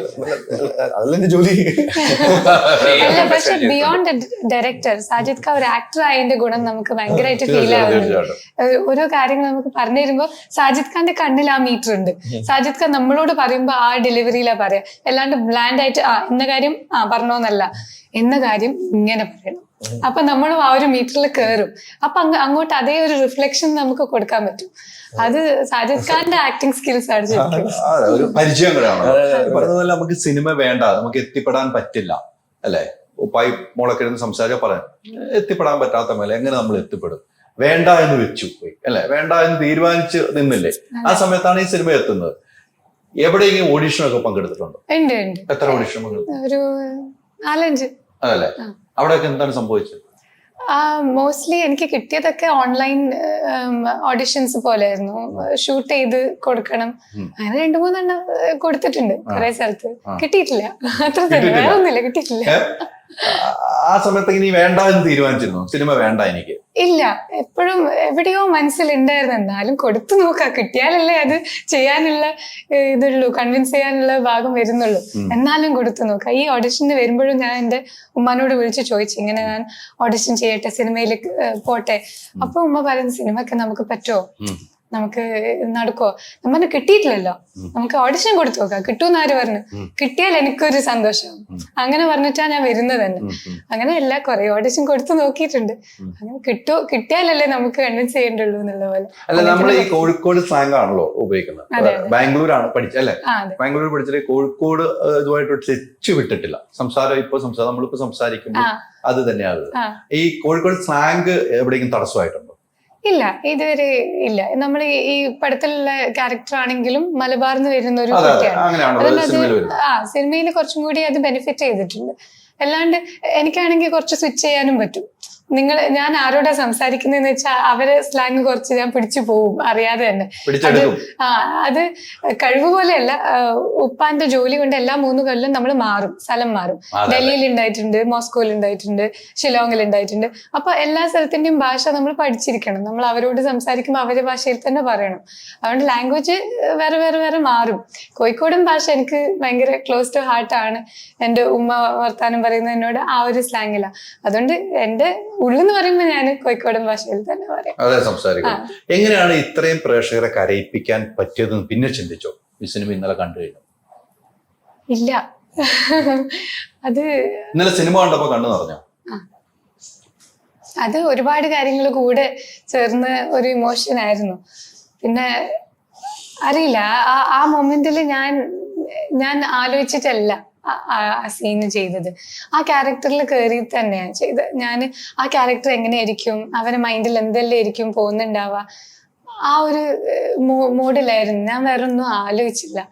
എങ്ങനെ ആൾക്കാരെ കരയിപ്പിക്കും, ആൾക്കാരെങ്ങനെ വിചാരിക്കുന്നുള്ള ഒന്നും എൻ്റെ മനസ്സിലില്ല. ആ സമയത്ത് ആ ക്യാരക്ടർ എന്താണോ, ആ ക്യാരക്ടറിന്റെ മനസ്സിൽ എന്താണോ, നമ്മുടെ ലൈഫിൽ കുറെ ആൾക്കാരെ നമുക്കറിയാം, ഇങ്ങനെ ജീവിക്കുന്നതും ഇങ്ങനത്തെ ഒരു സാഹചര്യത്തിലുള്ള ആൾക്കാരെ അറിയാം. അത് വെച്ച് അവരുടെ മൈൻഡിൽ എന്തായിരിക്കും ഉണ്ടായിട്ടുണ്ടാവുക, അത് ആലോചിക്കുമ്പോൾ തന്നെ നമുക്കൊരു സങ്കടം ഉണ്ടാവും. നമ്മുടെ ഉള്ളിൽ അവരെന്തായിരിക്കും, അവരുടെ മനസ്സിൽ എന്തായിരിക്കും പറഞ്ഞിട്ടുണ്ടാവുക, അത് ആലോചിക്കുമ്പോൾ തന്നെ നമുക്കൊരു സങ്കടം വരും. ആ സങ്കടമാണ് സ്ക്രീനിൽ വന്നിട്ടുള്ളത്. അല്ല, ഇന്നലെ അവിടെ സിനിമ തുടങ്ങുന്ന മൈക്ക് വന്നപ്പോൾ ഞാൻ കൂടുതൽ സംസാരം ഞാൻ പറഞ്ഞാൽ കരഞ്ഞു പോകുന്ന പറഞ്ഞു. എന്തുകൊണ്ടാണ് അങ്ങനെ പറയാനുള്ള സാഹചര്യം ഉണ്ടായത്? എന്റെ ഉപ്പയും ഉമ്മയും അവിടെ ഇരിക്കുന്നുണ്ട്. ഉപ്പ ഉണ്ടായിരുന്നു? അതെ, ഉണ്ടായിരുന്നു. ഓഡിയൻസിൽ ഉപ്പ പോയി, ഇന്നലത്തെ ഒരു ഷോന് വേണ്ടി വന്നതാ. അപ്പൊ തന്നെ പരിചയപ്പെടുത്തുന്നുണ്ട് സാധ്യത. ഉപ്പയുടെ ഇന്റർവ്യൂ ആണ് ഇതിൽ ഹൈലൈറ്റ് ആണ്. ഞാൻ തന്നെ എവിടെയാന്ന് എനിക്ക് ഇപ്പൊ ഞാൻ തന്നെ എവിടെയാന്ന് എനിക്ക് ഓർമ്മയില്ലെന്ന് പറയായിരുന്നു. അത്ര ടെൻഷനിലായിരുന്നു. അപ്പൊ ആ സാഹചര്യമാണോ നമ്മൾ മൈക്കിലൂടെ പറഞ്ഞത്? അതെ, ഉമ്മ ഫുൾ ഷൂട്ടിന് എന്റെ കൂടെ ഉണ്ടായിരുന്നു. അപ്പൊ ഉമ്മക്ക് അറിയാം കഥ എങ്ങനെയാണ് ഔട്ട് വരുന്നത്, ഉമ്മ കാണുന്നുണ്ട്. ഉപ്പ ഒന്നും കണ്ടിട്ടില്ല, ഉപ്പ ഒരു സീൻ പോലും കണ്ടിട്ടില്ല. അപ്പൊ ആ ഒരു ബിഹൈൻഡ് ദ സീൻസും കാണാണ്ട് നേരെ ആ ഒരു സിനിമ കാണുന്നത് അതെനിക്ക് ഭയങ്കര ഒരു, പിന്നെ ഉപ്പാനെ ഭയങ്കര റെസ്പെക്ട് എന്നെല്ലാം പറഞ്ഞാൽ മേലെ കയറ്റി വെച്ച ഒരാളാ. അതുകൊണ്ട് ഉപ്പാന്റെ കണ്ണിലൂടെ കാണുന്നത് ഭയങ്കര ഒരു. ഉപ്പ സിനിമ കണ്ടതിന് ശേഷം എന്താ പറയുക? ഉപ്പ ഒന്നും പറഞ്ഞില്ല, ഉപ്പ എന്നെ കണ്ണ് നിറഞ്ഞിട്ടുണ്ടായിരുന്നു. അപ്പൊ എനിക്ക് അധികം എനിക്ക് ചോദിക്കണ്ടെന്ന് തോന്നി. ഉപ്പക്ക് ഭയങ്കര ഇഷ്ടമായി. ഉമ്മാനോട് പറഞ്ഞ കാര്യങ്ങളൊക്കെ ഉമ്മ എന്നോട് പറഞ്ഞു, ഭയങ്കര ഇഷ്ടമായി, ഭയങ്കരമായിട്ട് ഹാർട്ട് ടച്ച് ചെയ്ത്. മോള് അടിപൊളിയായി പെർഫോം ചെയ്ത്, രണ്ടാളും എല്ലാ ക്യാരക്ടേഴ്സും ഭയങ്കര ബ്യൂട്ടിഫുൾ ആയിട്ട് പെർഫോം ചെയ്തിട്ടുണ്ടെന്ന് പറഞ്ഞു. പക്ഷെ ഉപ്പാക്ക് കരച്ചിൽ വന്നതിൽ ഉപ്പ അങ്ങനെ കരയുന്ന ആളല്ല. ഞാൻ ഉപ്പാനെ കരയുന്ന കണ്ടിട്ടില്ല. ഉപ്പാന്റെ കരഞ്ഞു എന്ന് പറഞ്ഞപ്പോ എനിക്ക് ഭയങ്കര സന്തോഷം. അപ്പൊ മോക്കടെ മുമ്പ് കണ്ണൊക്കെ തുടച്ചിങ്ങനെ നിന്ന് അതെ അതെ. ഉള്ളിൽ കരഞ്ഞ് ഉമ്മച്ചിയുടെ അടുത്തും കരഞ്ഞ്, മോക്കടെ മുമ്പ് കരഞ്ഞില്ല. ഇല്ല ഇല്ല. പക്ഷെ എന്നോട് ഈ ഉപ്പയെ സംബന്ധിച്ച് ഈ ഉപ്പ വിചാരിച്ചാൽ എവിടെയും സിനിമയ്ക്ക് കയറാമായിരുന്നു. ഒരു IAS ഉദ്യോഗസ്ഥനാണ്. പുള്ളി ഒരു കോൾ ചെയ്താൽ മതി, എന്റെ മോള് സിനിമയിൽ അഭിനയിക്ക് ഒരു ചാൻസ് കൊടുക്കുന്നു പറഞ്ഞാൽ ഈസിയാണ്. പക്ഷെ അങ്ങനെയൊന്നും നോക്കാതെയാണ് ഉപ്പ വളർത്തിയതും. മോക്ക് കഴിവുണ്ടെങ്കിൽ സിനിമയിൽ വരട്ടെ എന്നാണ് ഉപ്പ ചിന്തിച്ചത്. അതാണ് ഒരു ക്വാളിറ്റി ഉപ്പാടെ, അല്ലേ? എന്ത് സംശയിക്കണം. ഉറപ്പായിട്ടും അദ്ദേഹം ഒരു IAS ഉദ്യോഗസ്ഥനാണ്. അദ്ദേഹം വിചാരിച്ച ഏത് സിനിമയിലെ ചാൻസ് കിട്ടാതെ എന്റെ മോള് അഭിനയിക്കും. പുള്ളി ഇപ്പൊ അവിടെയാണ് കേരളത്തിൽ വരും. നമുക്കല്ല എവിടെയെങ്കിലും കറങ്ങി തിരിച്ച് കേരളത്തിൽ വരുന്ന ഒരു IAS ഉദ്യോഗസ്ഥനെ നമ്മൾ ചിന്തിച്ചു പോകും സ്വാഭാവികമായിട്ട്. എന്റെ മോൾക്ക് ഒരു അവസരം കൊടുക്കണമെന്ന് പറഞ്ഞാൽ കിട്ടുകയും ചെയ്യും. പക്ഷെ ആ ഉപ്പാടെ ക്വാളിറ്റിയാണ് ഇതുവരെ പറയാത്തത്. അതില്ല എന്ന് നമ്മൾ ഒരിക്കലും പറയുന്നില്ല. ആ ഉപ്പാടെ മോളായിട്ട് ജനിച്ചത് തന്നെ ഏറ്റവും വലിയ ഭാഗ്യം. കൂടെ ഇന്നലെ വന്ന് സിനിമ കണ്ടെങ്കിൽ ഒരു ദിവസത്തേക്ക് വേണ്ടി അവിടെ നിന്ന് വന്ന് പോകുന്നു തിരിച്ച്. ഉപ്പ ഭയങ്കര ഹാപ്പി ആയിട്ട് തിരിച്ചു വരും. നല്ലൊരു സിനിമയിൽ അഭിനയിച്ച മോളിലെ സീനുകൾ കണ്ടു നിറഞ്ഞ് ഉപ്പ പോയിട്ടുണ്ടെങ്കിൽ ഉപ്പാക്ക് ഇന്നും അവിടെ ഇരിക്കലും നടക്കുന്ന എനിക്ക് തോന്നുന്നുള്ളൂ കേട്ടോ, അല്ലേ? ശരിയല്ലേ? നിങ്ങൾ രണ്ടുപേരും ഭാഗ്യമാണ്. മോന്റെ അച്ഛനെ കുറിച്ച് എനിക്കറിയാം. എന്തുമാത്രം അച്ഛൻ ഈ ഇതിലേക്ക് ഇൻവോൾവ് ആണ്, സിനിമയെ സ്നേഹിക്കുന്നു എന്ന് എനിക്ക് കൃത്യമായിട്ട് അറിയാം. ഞാൻ ആ മൈക്ക് പുള്ളിനെ ഇംപ്രസ് ചെയ്യാൻ കുറച്ച് പാടാ. കാരണം പുള്ളി ഉള്ളതായിട്ട് പറയാം എന്റെ മുഖത്ത്. കാരണം പുള്ളിയും ഒരു ഈ മേഖലയിൽ ഇല്ലെങ്കിലും, ഐ മീൻ ഒരു ആക്ടിങ് മേഖലയിൽ ഇല്ലെങ്കിലും പുള്ളി ഒരുപാട് പടങ്ങൾ കാണും. ഒരുപാട് പടങ്ങൾ കാണും. പുള്ളിയും ഒരു സിനിമ മൂവി തന്നെയാണ്. അപ്പോഴത്തേക്ക് പുള്ളി എന്നെ കാണുമ്പോൾ ഒബ്വിയസ്ലി ഒരു അച്ഛന്റെ സെൻസിൽ പുള്ളി പ്രൗഡാ. പക്ഷെ അതിലൂടെ തന്നെ ഒരു ആക്ടർ ചിലപ്പോൾ അത്ര കേൾക്കാത്ത കാര്യങ്ങൾ ക്രിറ്റിസൈസും ചെയ്യും. എന്നെ പറ്റിയെ സംബന്ധിച്ചാൽ ശരിക്കും ഒരു ഗുണമേ ചെയ്തിട്ടുള്ളൂ. കാരണം ഒരു പോസിറ്റീവ് ക്രിറ്റിസിസം പറഞ്ഞാൽ നമുക്ക് കുറച്ചുകൂടി മോട്ടിവേറ്റഡ് ആവും അത് ഇംപ്രൂവ് ചെയ്തെടുക്കാൻ വേണ്ടി. പുള്ളിനെ ഇംപ്രസ് ചെയ്യാൻ കുറച്ച് ഹാർഡാ. പക്ഷെ അങ്ങനെ തന്നെ മതി, എനിക്ക് വേറെ ഒരു രീതിയിലും വേണ്ട.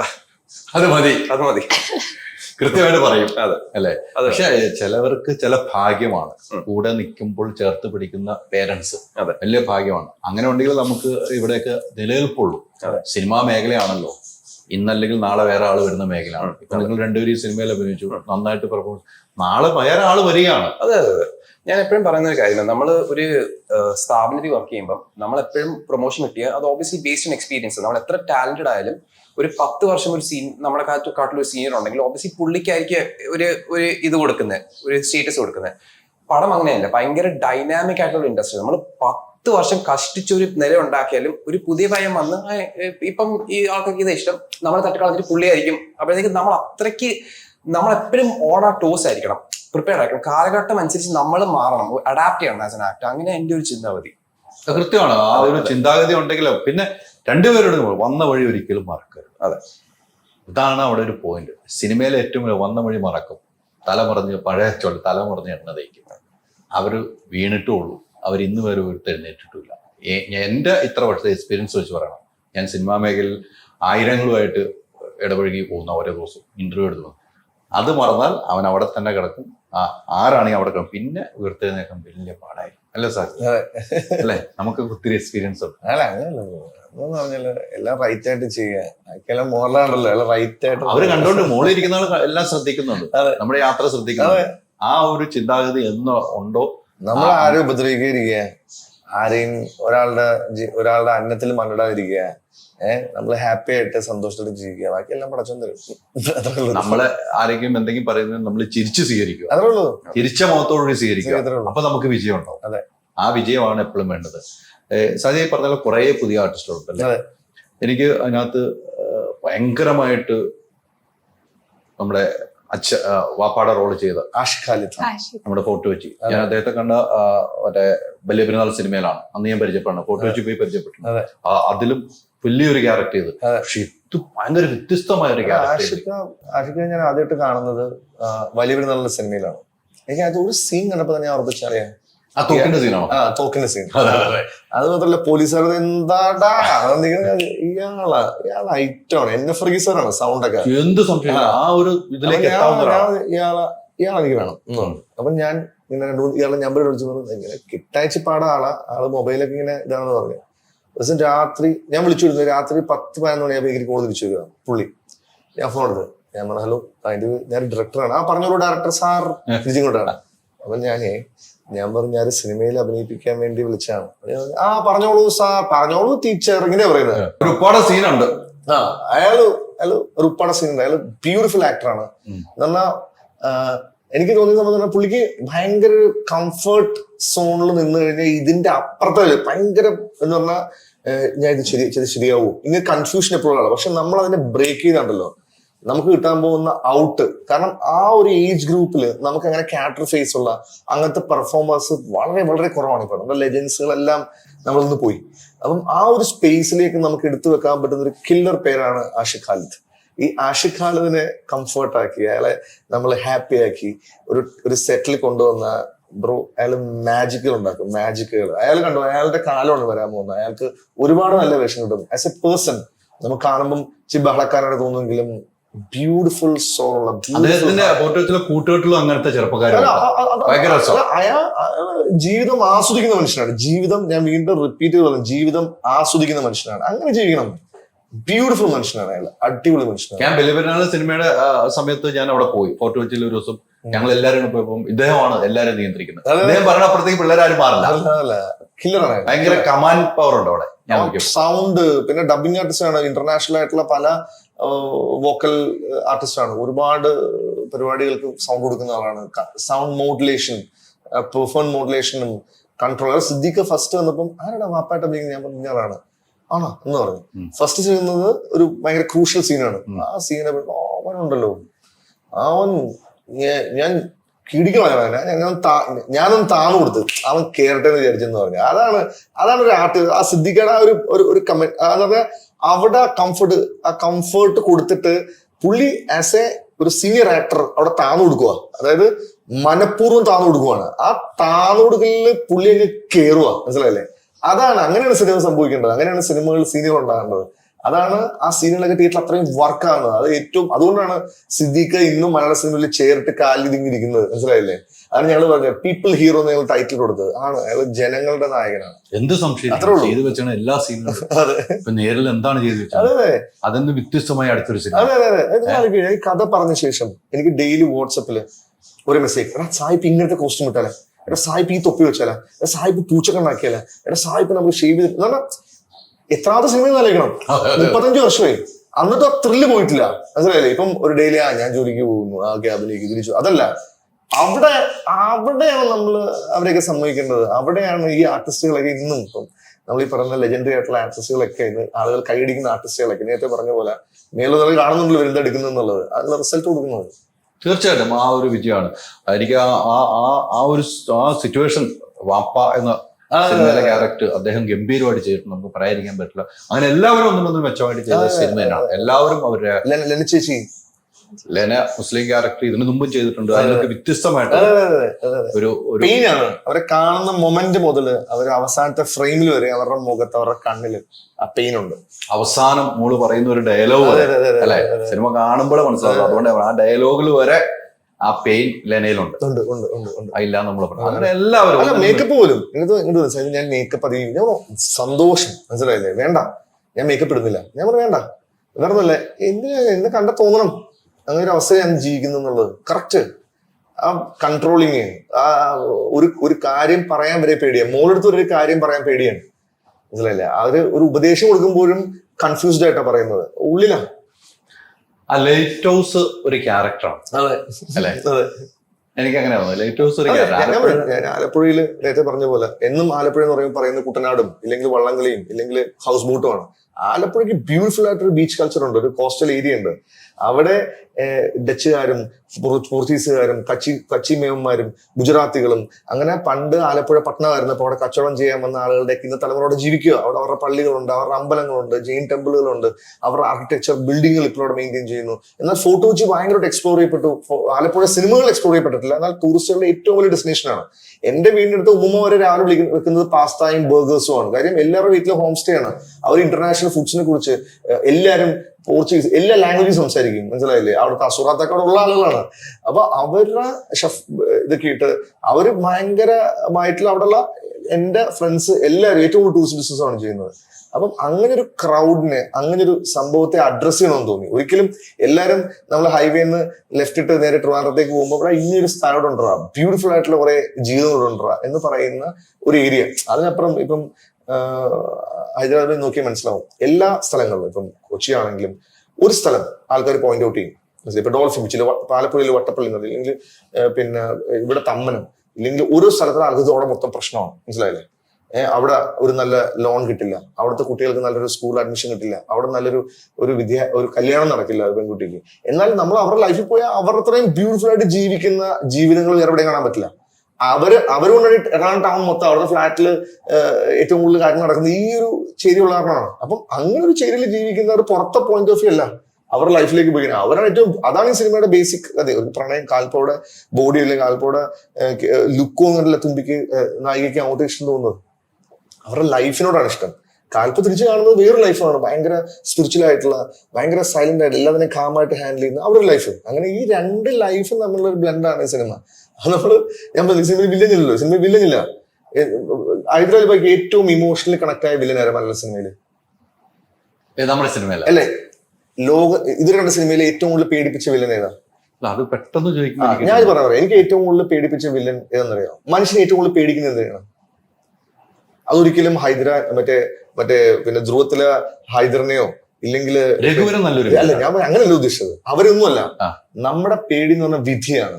അടുത്ത സെക്കൻഡിൽ നമുക്ക് എന്ത് സംഭവിക്കുന്നു. അതാണ് മൂന്നാം പക്കം എന്നുള്ള സിനിമയുടെ ഏറ്റവും വലിയ വിജയം. ഇന്നും ആ സിനിമയുടെ പാട്ടൊക്കെ നമ്മൾ പേടിക്കുന്നത് എന്താണ്? ഇന്നും ആ സിനിമ കാണാൻ പറ്റില്ല എന്ന് പറയുന്നത് അതിനകത്ത് വിധിയാണ്, വിധിയാണ്. ആ വിധി, അതാണ് ഈ പറഞ്ഞ വിധിയാണ് ഈ പറഞ്ഞ വില്ലൻ. അല്ല ഈ പറഞ്ഞ ആഷിഖ് ഖാലിദോ ഇല്ലെങ്കിൽ ഈ പറഞ്ഞ അവരൊന്നും വില്ലല്ല. അവരൊക്കെ ജീവിത സാഹചര്യങ്ങളിൽ നമ്മളാണെങ്കിൽ നമ്മൾ അങ്ങനെ ബിഹേവ് ചെയ്യത്തുള്ളൂ. ഒരിക്കലും നമ്മള് വിധി. അപ്പം മൂന്നാം പക്കം മുതൽ സിനിമ കണ്ടപ്പോ ഇത് എന്തുകൊണ്ട് എന്നെ ഹോണ്ട് ചെയ്യുന്നു, ഈ സിനിമ എന്തുകൊണ്ട്, ഈ പാട്ട് കേൾക്കുമ്പോൾ ഞാൻ ഡിസ്റ്റർബ് ആകുന്നത് എന്താണ്? അതിനകത്ത് വില്ലനില്ല, അതിനകത്ത് ഭയങ്കര വലിയ വെട്ടും കുത്തും ഒന്നുമില്ല, പക്ഷെ എന്നെ പടം പേടിപ്പിക്കുക, എന്നെ പടം കാണാൻ സമ്മതിക്കുന്നില്ല. അതാണ് വിധി. ആ വിധിയിലേക്ക് അപ്പം പോകുന്നിടത്താ പടം തീരുന്നത്. ആ വിധിയാണ് ഈ സിനിമയിലെ വില്ലൻ. വിധി അതാണ് മനുഷ്യട്ടുള്ള പേടിക്കുന്നത്. മനുഷ്യന്റെ ഏറ്റവും വലിയ അടുത്ത സെക്കൻഡിൽ ഇങ്ങനെ സംഭവിക്കും. ആ പ്രിഡിക്റ്റ് ചെയ്യാൻ പറ്റാത്ത പ്രഡിക്ഷനില്ലായ്മയാണ് എന്റെ ഏറ്റവും വലിയ പേടി. അതാണ് ഈ സിനിമയിൽ ഞാൻ അപ്ലൈ ചെയ്തിരിക്കുന്നത്. വളരെ ലൈറ്റ് ആയിട്ട് നമ്മൾ വേറെ സ്റ്റൈൽ കൊണ്ട് അത് പ്ലേസ് ചെയ്തിട്ടുണ്ട്. അതാണ് ഈ സിനിമ. അതാണ് നിങ്ങൾക്ക് എന്തുകൊണ്ട് നിങ്ങൾ കരയുന്നു, എന്തുകൊണ്ട് നിങ്ങൾ ഇമോഷണൽ ഹുക്കായെന്ന് പറയുന്നു, എന്തുകൊണ്ട് ഇത്രയും ഇന്നലെ പ്രിവ്യൂവിന്റെ ആളുകളൊക്കെ കണ്ണ് നിറഞ്ഞിറങ്ങുന്നു. അത് അവരുടെ ലൈഫിൽ ഇൻഡയറക്റ്റ് ആയിട്ട് നമ്മൾ അപ്ലൈ ചെയ്ത ഈ ഒരു ഐഡിയ ആണ്. അത് പത്രാസിന്റെ ലെജൻഡറി ആളുകൾ പണ്ട് ഇത് വെച്ചതിന്റെ അഡാപ്ഷൻ ആണ്. നെക്സ്റ്റ് ആയിട്ട് നമ്മളവിടെ വെച്ചിരിക്കുന്നത്. ശരിയാണ്, ഈ വിധി വലിയൊരു വില്ലനാണ്. അതെ, നമുക്ക് എന്താണ് അതിപ്പോഴാണ് എനിക്കൊന്ന് അതിലേക്കൊന്ന് നമ്മൾ ഈ സിനിമയിൽ അങ്ങനെ വിധിയാണ്. അതെ അതെ അതെ, അതൊരു വില്ലനായിട്ടേക്കാണ്. നമ്മൾ എന്താണ് ഇനി വേറെ ഒരു വില്ലനില്ല. അതെന്തോ വലിയ കോംപ്ലിക്കേറ്റഡ് ആയിട്ട് നമ്മൾ 100 പ്രാവശ്യം കണ്ടിട്ടുള്ള സിനിമകളുടെ ഒരു ലൈൻ തന്നെയാണ് സിനിമയുടെ. ഞാൻ ഒന്നും പറയുന്നില്ല ഭയങ്കര വലിയ കഥയാണെന്നോ ഒന്നുമല്ല.